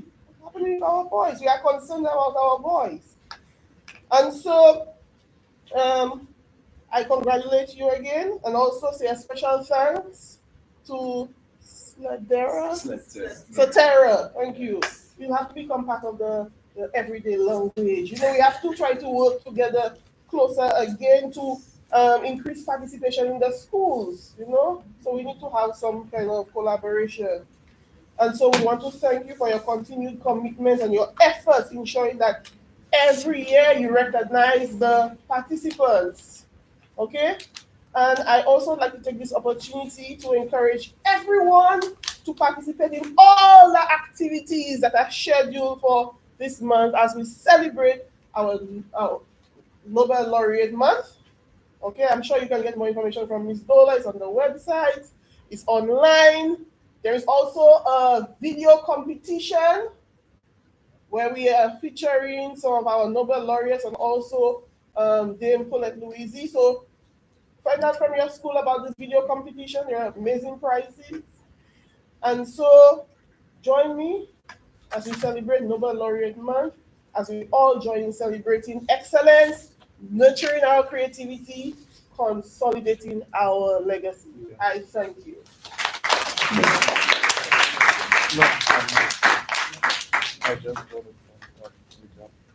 All right, so thank you so much for that, Ms. George. We will be seeing her in a little bit. But now it's time to hear from our keynote speaker, who is a past awardee of the QCEC. But before she does come up, allow me to just give you a little information on her. So, Khadija Halliday is a 21-year-old spoken word artist, poet, fiction writer, columnist, photographer, and youth activist tackling the stigma of mental illness in the Caribbean through empowering videos, poetry, and prose. She fell in love with words at a really young age and had the epiphany as a young child that she didn't need to always be the one being inspired. She could be the one doing the inspiring.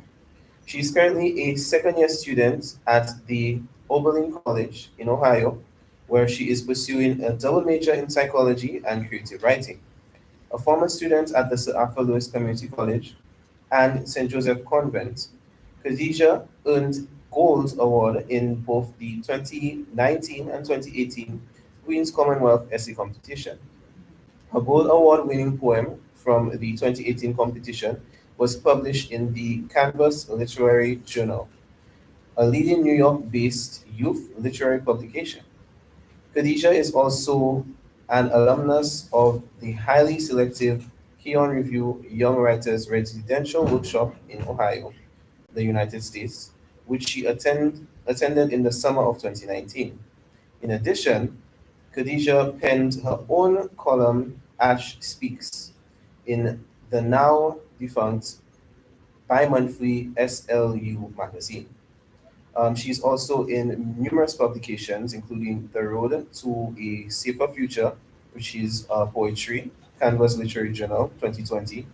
Do You Have a Mask, which is short story, a six-piece, a part of a collection of quarantine thoughts and stories by Latoya Publishing. You and I Can Overcome, a photograph published in Where Is the Justice, and an anthology of Caribbean youth perspectives on the climate crisis by James Fletcher. The writing award she has received, Caribbean winner for the United Nations Youth of a Small Island International, the Gold Award at the Queen's Commonwealth Essay Competition 2019, first place in the Eastern Caribbean Central Bank Creative Youth Essay Competition 2019, the Gold Award for the Queen's Commonwealth Essay Competition 2018. She placed second in the Eastern Caribbean Bank OECS Essay Competition on November 2017, first place in the Stars Newspaper National Essay Competition, June 2017, a nominee for Most Outstanding Youth in Literary Arts, National Youth Awards, April 2017, and the first place Eastern Caribbean Supreme Court Essay Competition. So with all of this being said, I now present you with Miss Khadija Holiday.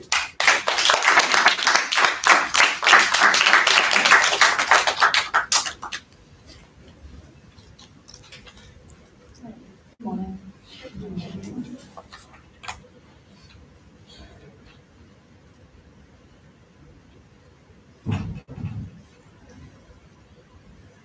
There is a well-known type of poem in literature called an ars poetica.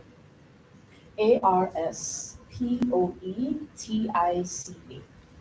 Ars poetica. Now, doesn't that just immediately sound poetic? It's Latin for the art of poetry. Fitting. An ars poetica is essentially a body of poetry which elucidates, dissects, or engages the poet's relationship with the poem, and naturally, by extension, the adventure of writing it. In much more simple words, an ars poetica is a poem that talks about poetry. Fair enough, but why begin with this literature lesson? Well, you see, as I sat in front of my computer screen attempting to pen together this speech, in spite of all capacities as a writer, which have been benevolently bestowed upon me, I found my fingers crashing down repeatedly against the backspace key, over and over again, delete, cut, backspace, cut, delete, backspace, and all of the variations of nothing.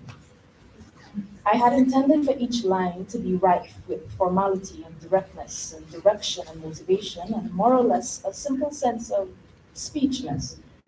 I'm using my self-appointed poetic license. But to my disquietude, what kept bleeding onto the page were words which simply talked about words and how I, a writer, engage with them.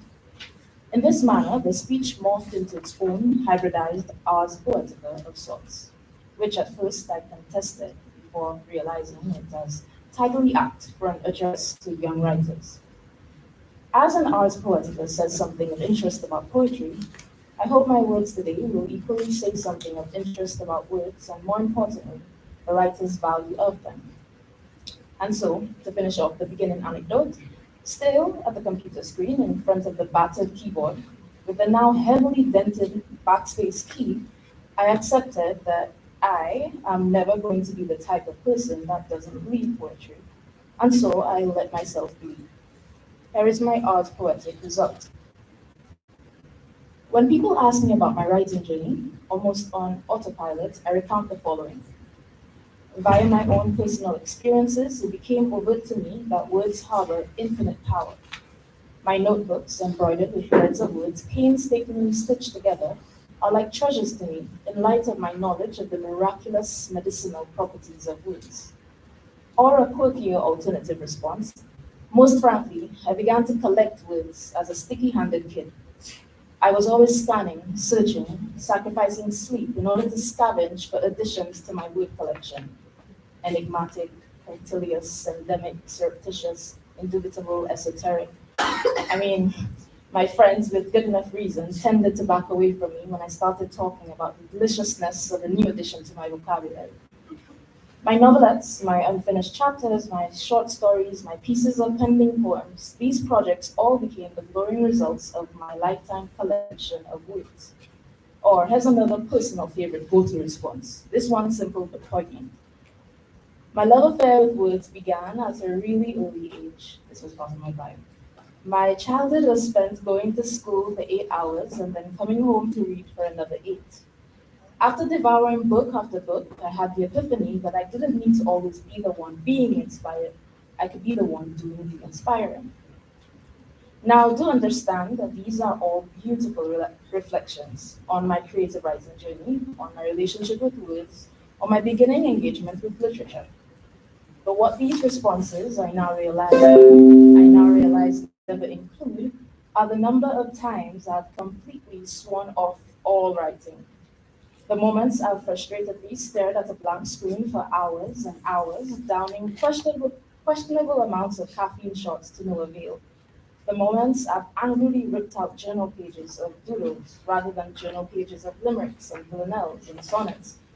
The moments I've sworn to switch my major to something less ephemeral and opaque.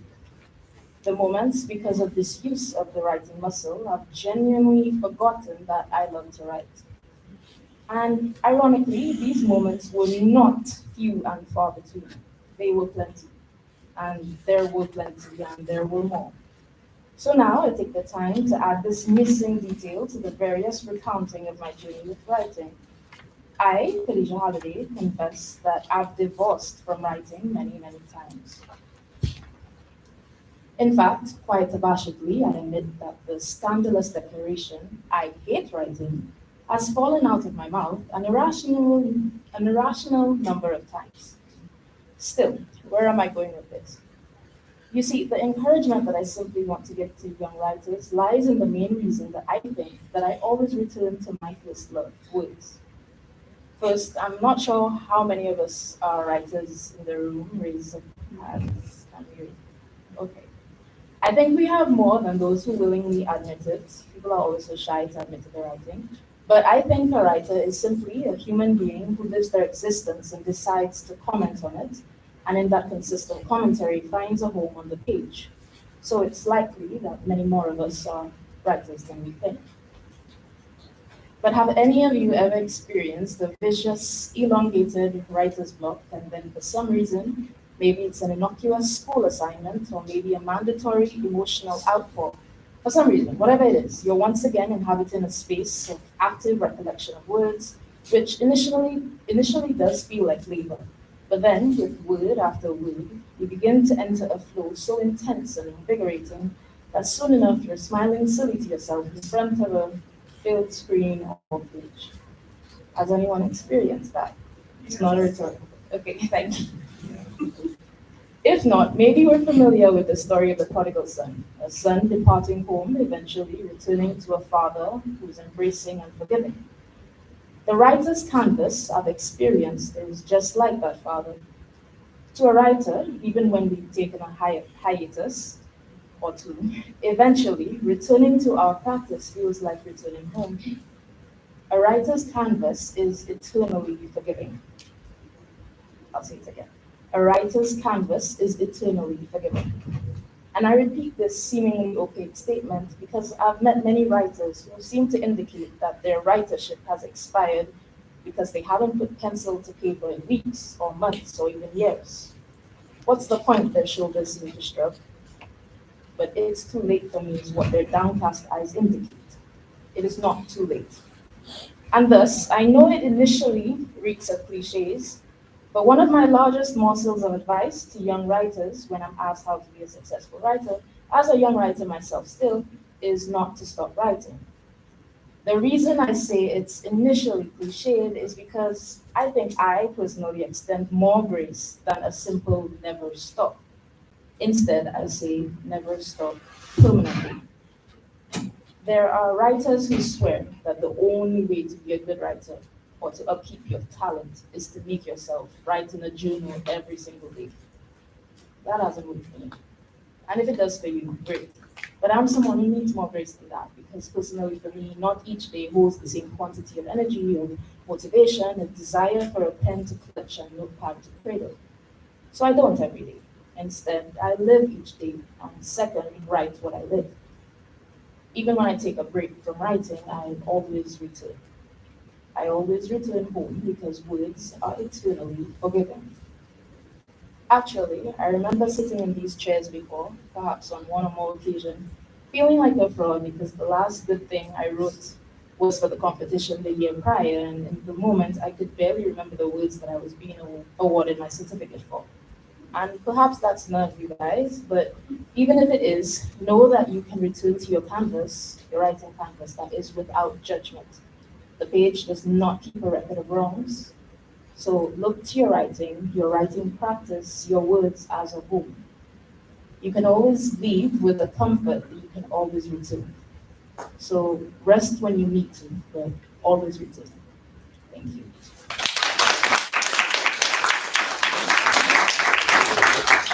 Thank you, Ms. Halliday. But before you leave, we would only see it fitting that you assist us with the presentation of the certificates, and we'll also call upon Ms. George, who can also assist us with the presentation as well. So, Ms. George, can? Yes, we know we need you to assist us in presenting this. All right, so we will start with the participants of the 2021 QCEC. They were robbed of the chance to receive their certificates due to COVID, but they are here to accept proudly. So as I call your name, please come forward this way, accept the certificate, hold on to it, and pause for a photo, and then you will make your way back to your seats. All right, so let us begin first off by getting Miss Azoja Howell. Please round of applause.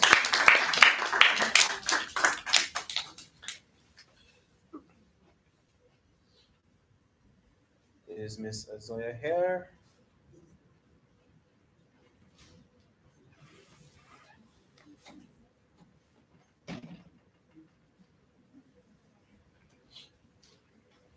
All right, round of applause for ladies and gentlemen. Azoja.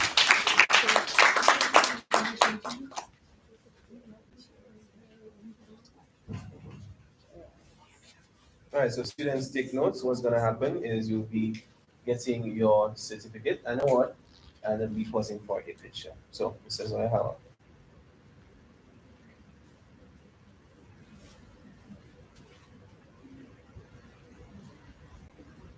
Also, if you feel the need to take photos as well, you could go ahead. That is definitely not a problem.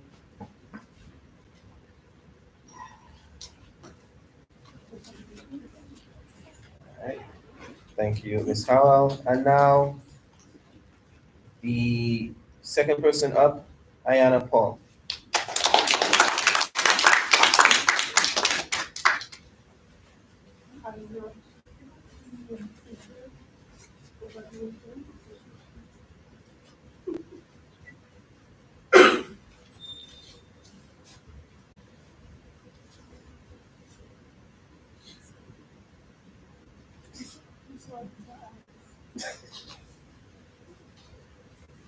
All right, next person up, Latoya Murray.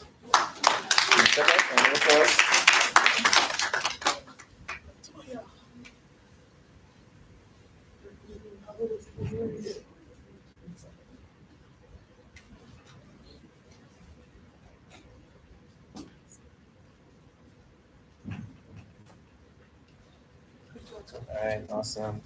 And of course, Shernessa Joseph.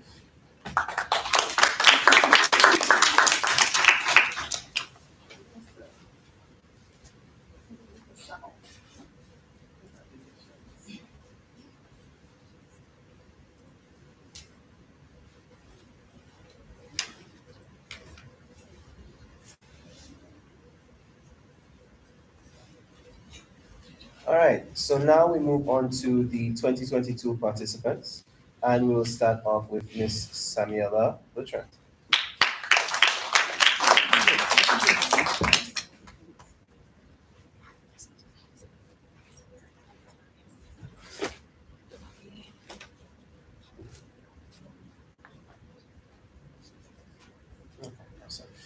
Before we do continue, Ms. Iyana would like to do a quick presentation. Go ahead. Okay, On behalf of Songtree for last year's 2 participants, we awarded awards who are part of Songtree as well. And these awards went to Iyana Paul, please come up.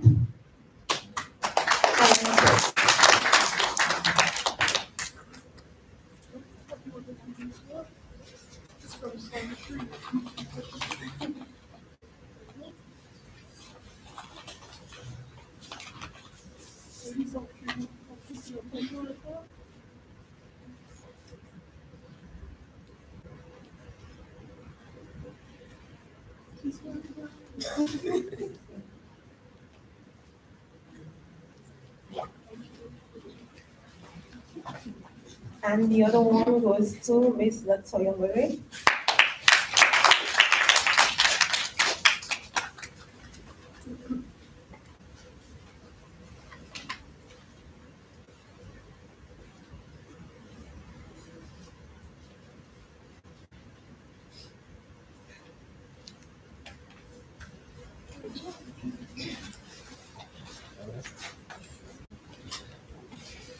All right, thank you for that, Ms. Balata. Now, as we were, so Samuella, could you please step up? And I realize that a lot of people are forgetting to smile. So, ladies and gentlemen, please ensure that you give the nice smile. Yeah, don't forget to smile. It comes with the certificate as well.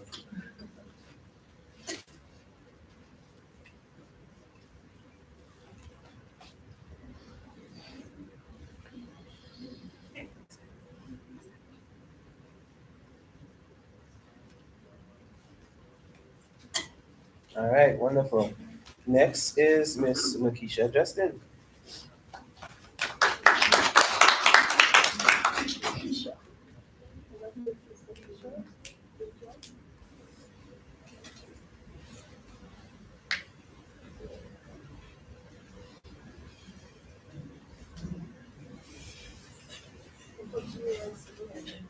All right, wonderful.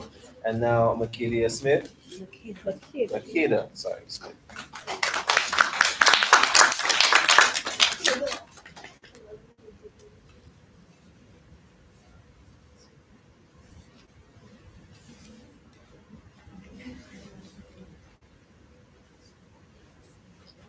All right, excellent. So just to make notes, Iyana Paul could not be here, but we do have a certificate for him. So being collected by Miss Balata.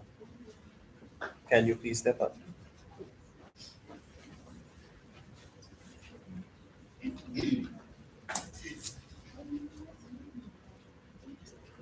Now you know you're supposed to be like it, but you don't know how to collect that's right. There we go.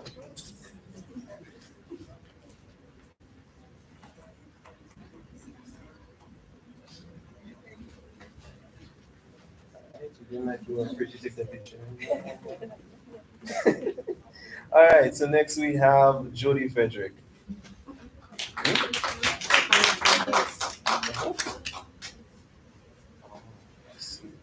Okay, no, so slight error there. We're going with Miss Latoya Mori.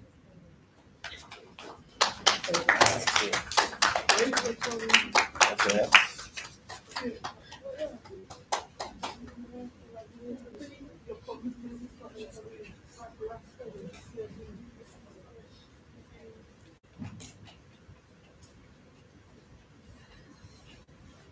You forget your smile. Right smile, come on. All right, and next up we have Miss Iyana Paul.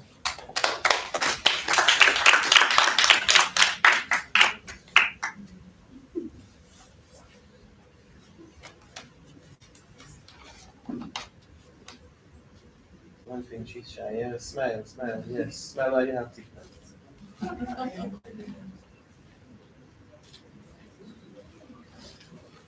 All right. One minute, please.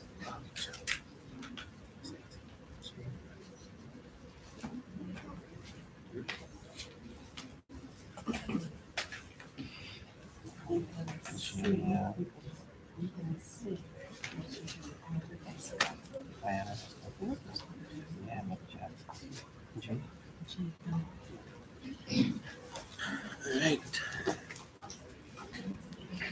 Back on track. All right. So now we have Miss Iyana Descat.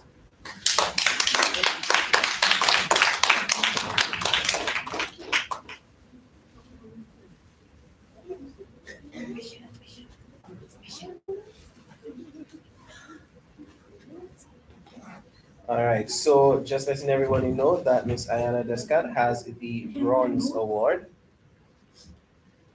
and she's accepting, getting all the pictures taken.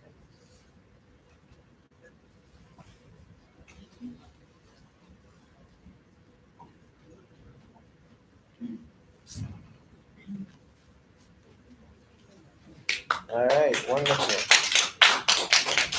And we have next with the silver, Miss Jada Felicia.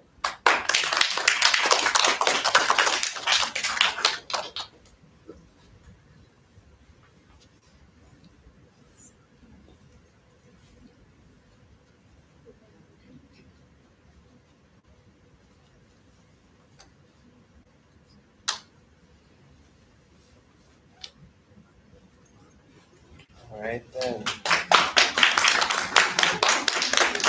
Moving right along, we go to Miss Jodie Frederick, who has the gold.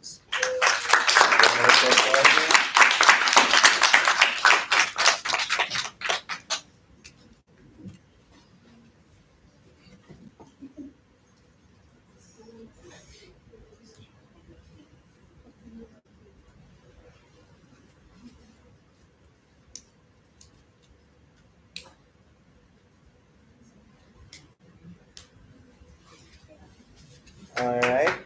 And of course, we have Miss Shernessa Joseph, who also has the gold.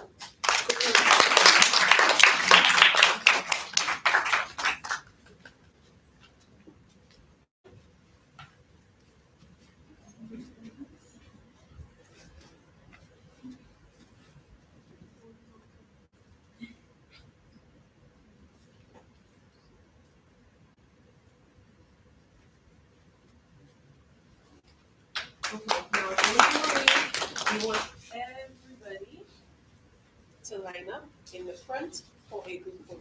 All right, so all students come up So with your awards, fill of out course, this area right here. so that you can get a group photo taken. Okay, all students and parents, please come forward with your photos of your little ones. Okay, so you hold it like this. Okay? You hold it like this. Demonstration. Everybody gets that? Okay, Sounds really good. All right. all the way here, come all the way to the end.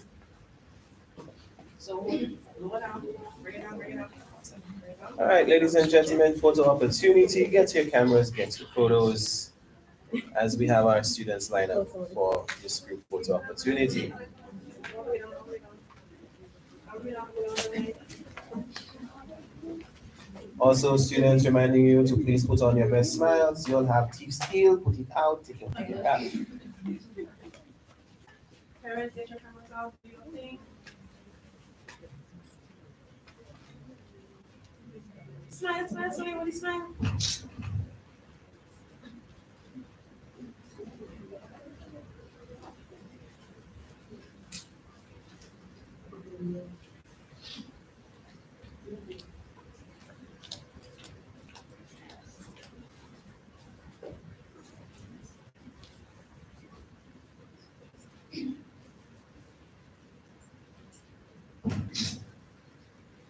I see selfies happening locally. Okay, now everybody does the photos, please let me know. Yeah? Okay, so this time around, I want only the primary school students. So just move down the line. Don't move just move down the line. I'm gonna call you back. Just the primary school students. I don't know. Let me last. Let's last.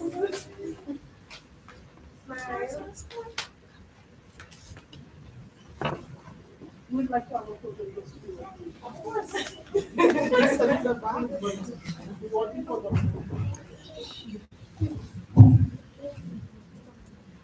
Alright, yes, we have the photo opportunity. Just going through all the amateur photographers, professional photographers as well. All the best phones, tablets, and mobiles. And I just wanted to that's where your teaching is. Okay?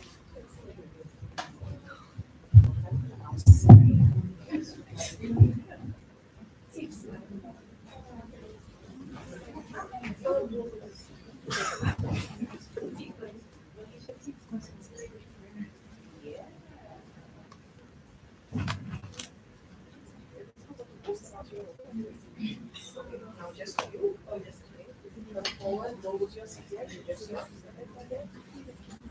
Ready?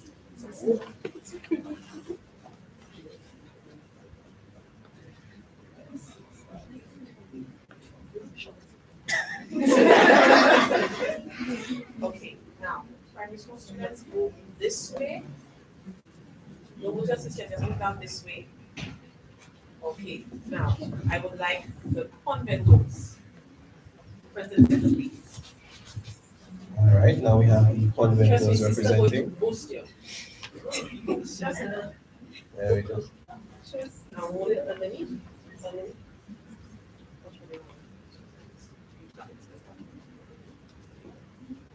Don't hide the middle. Please remember to smile. This segment is sponsored by Colgate.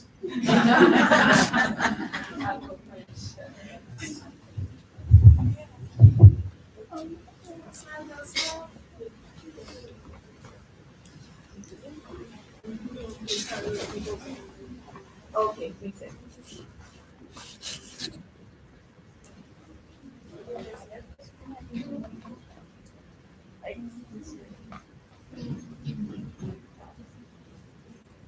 Okay, now move to your left. Move to your left. Move to your left here. And just go hold over this one now. Now, please smile. Come forward. Oh, sorry. My bad. The gold award is gold. Okay, so. Okay, now smile. Am I blocking anybody? No?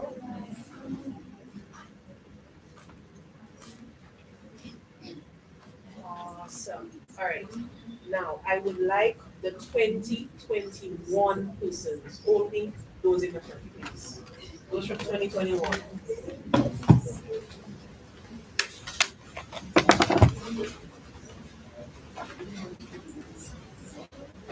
Now, big smile there.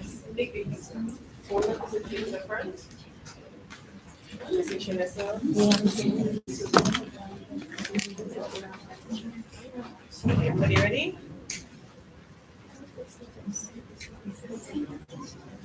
Smile. Oh.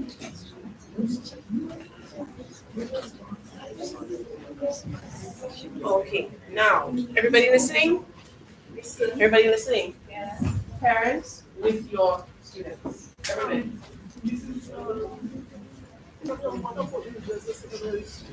Calling. Yes. Oh, she wants. Okay. Okay, so before parents can get all their students photos. line up again. All students line up. Secondary only. Secondary school. Secondary only. Okay. Secondary only. And then afterwards, parents with their children, okay? Yes.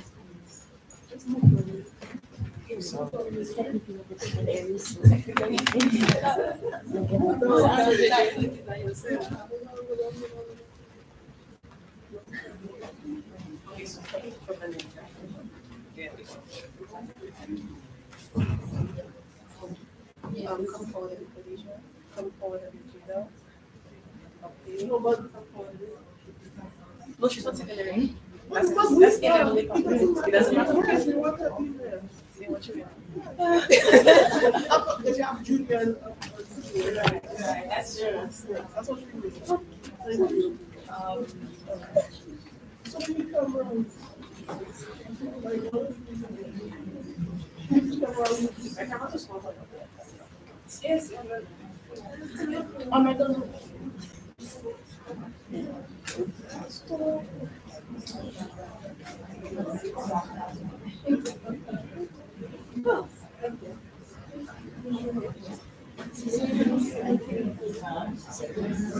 Everybody know that? Okay, ready? Okay.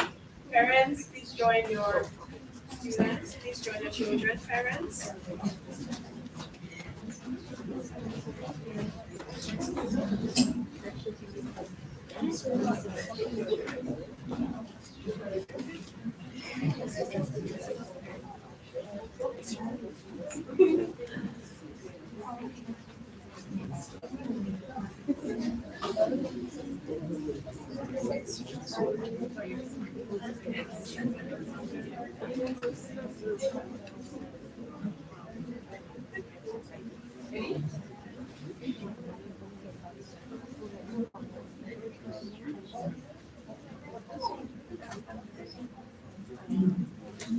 Okay, we will fill up the side. Because yeah. Can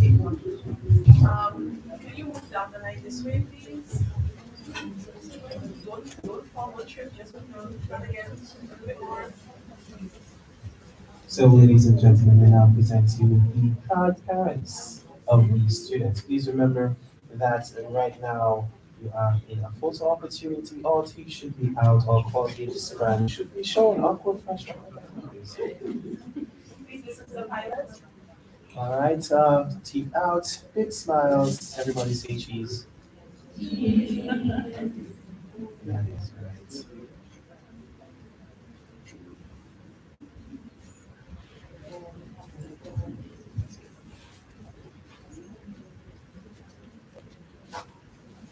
All right, so photo opportunity for the proud parents. And remember, if your students ask you for a little brother or sister, this is the reason why they can accomplish so much more.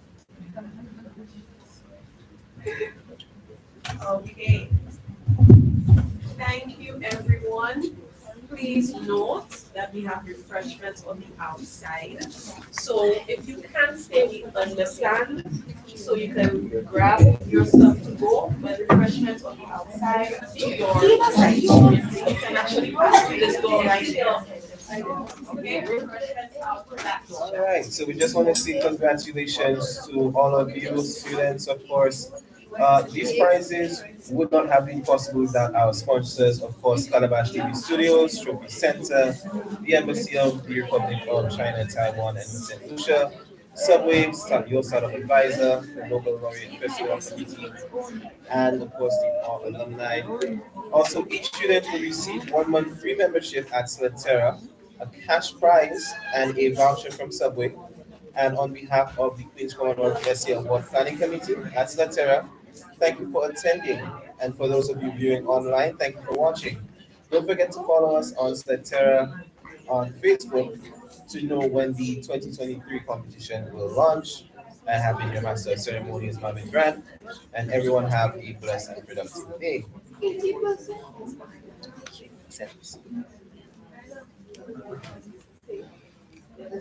Oh.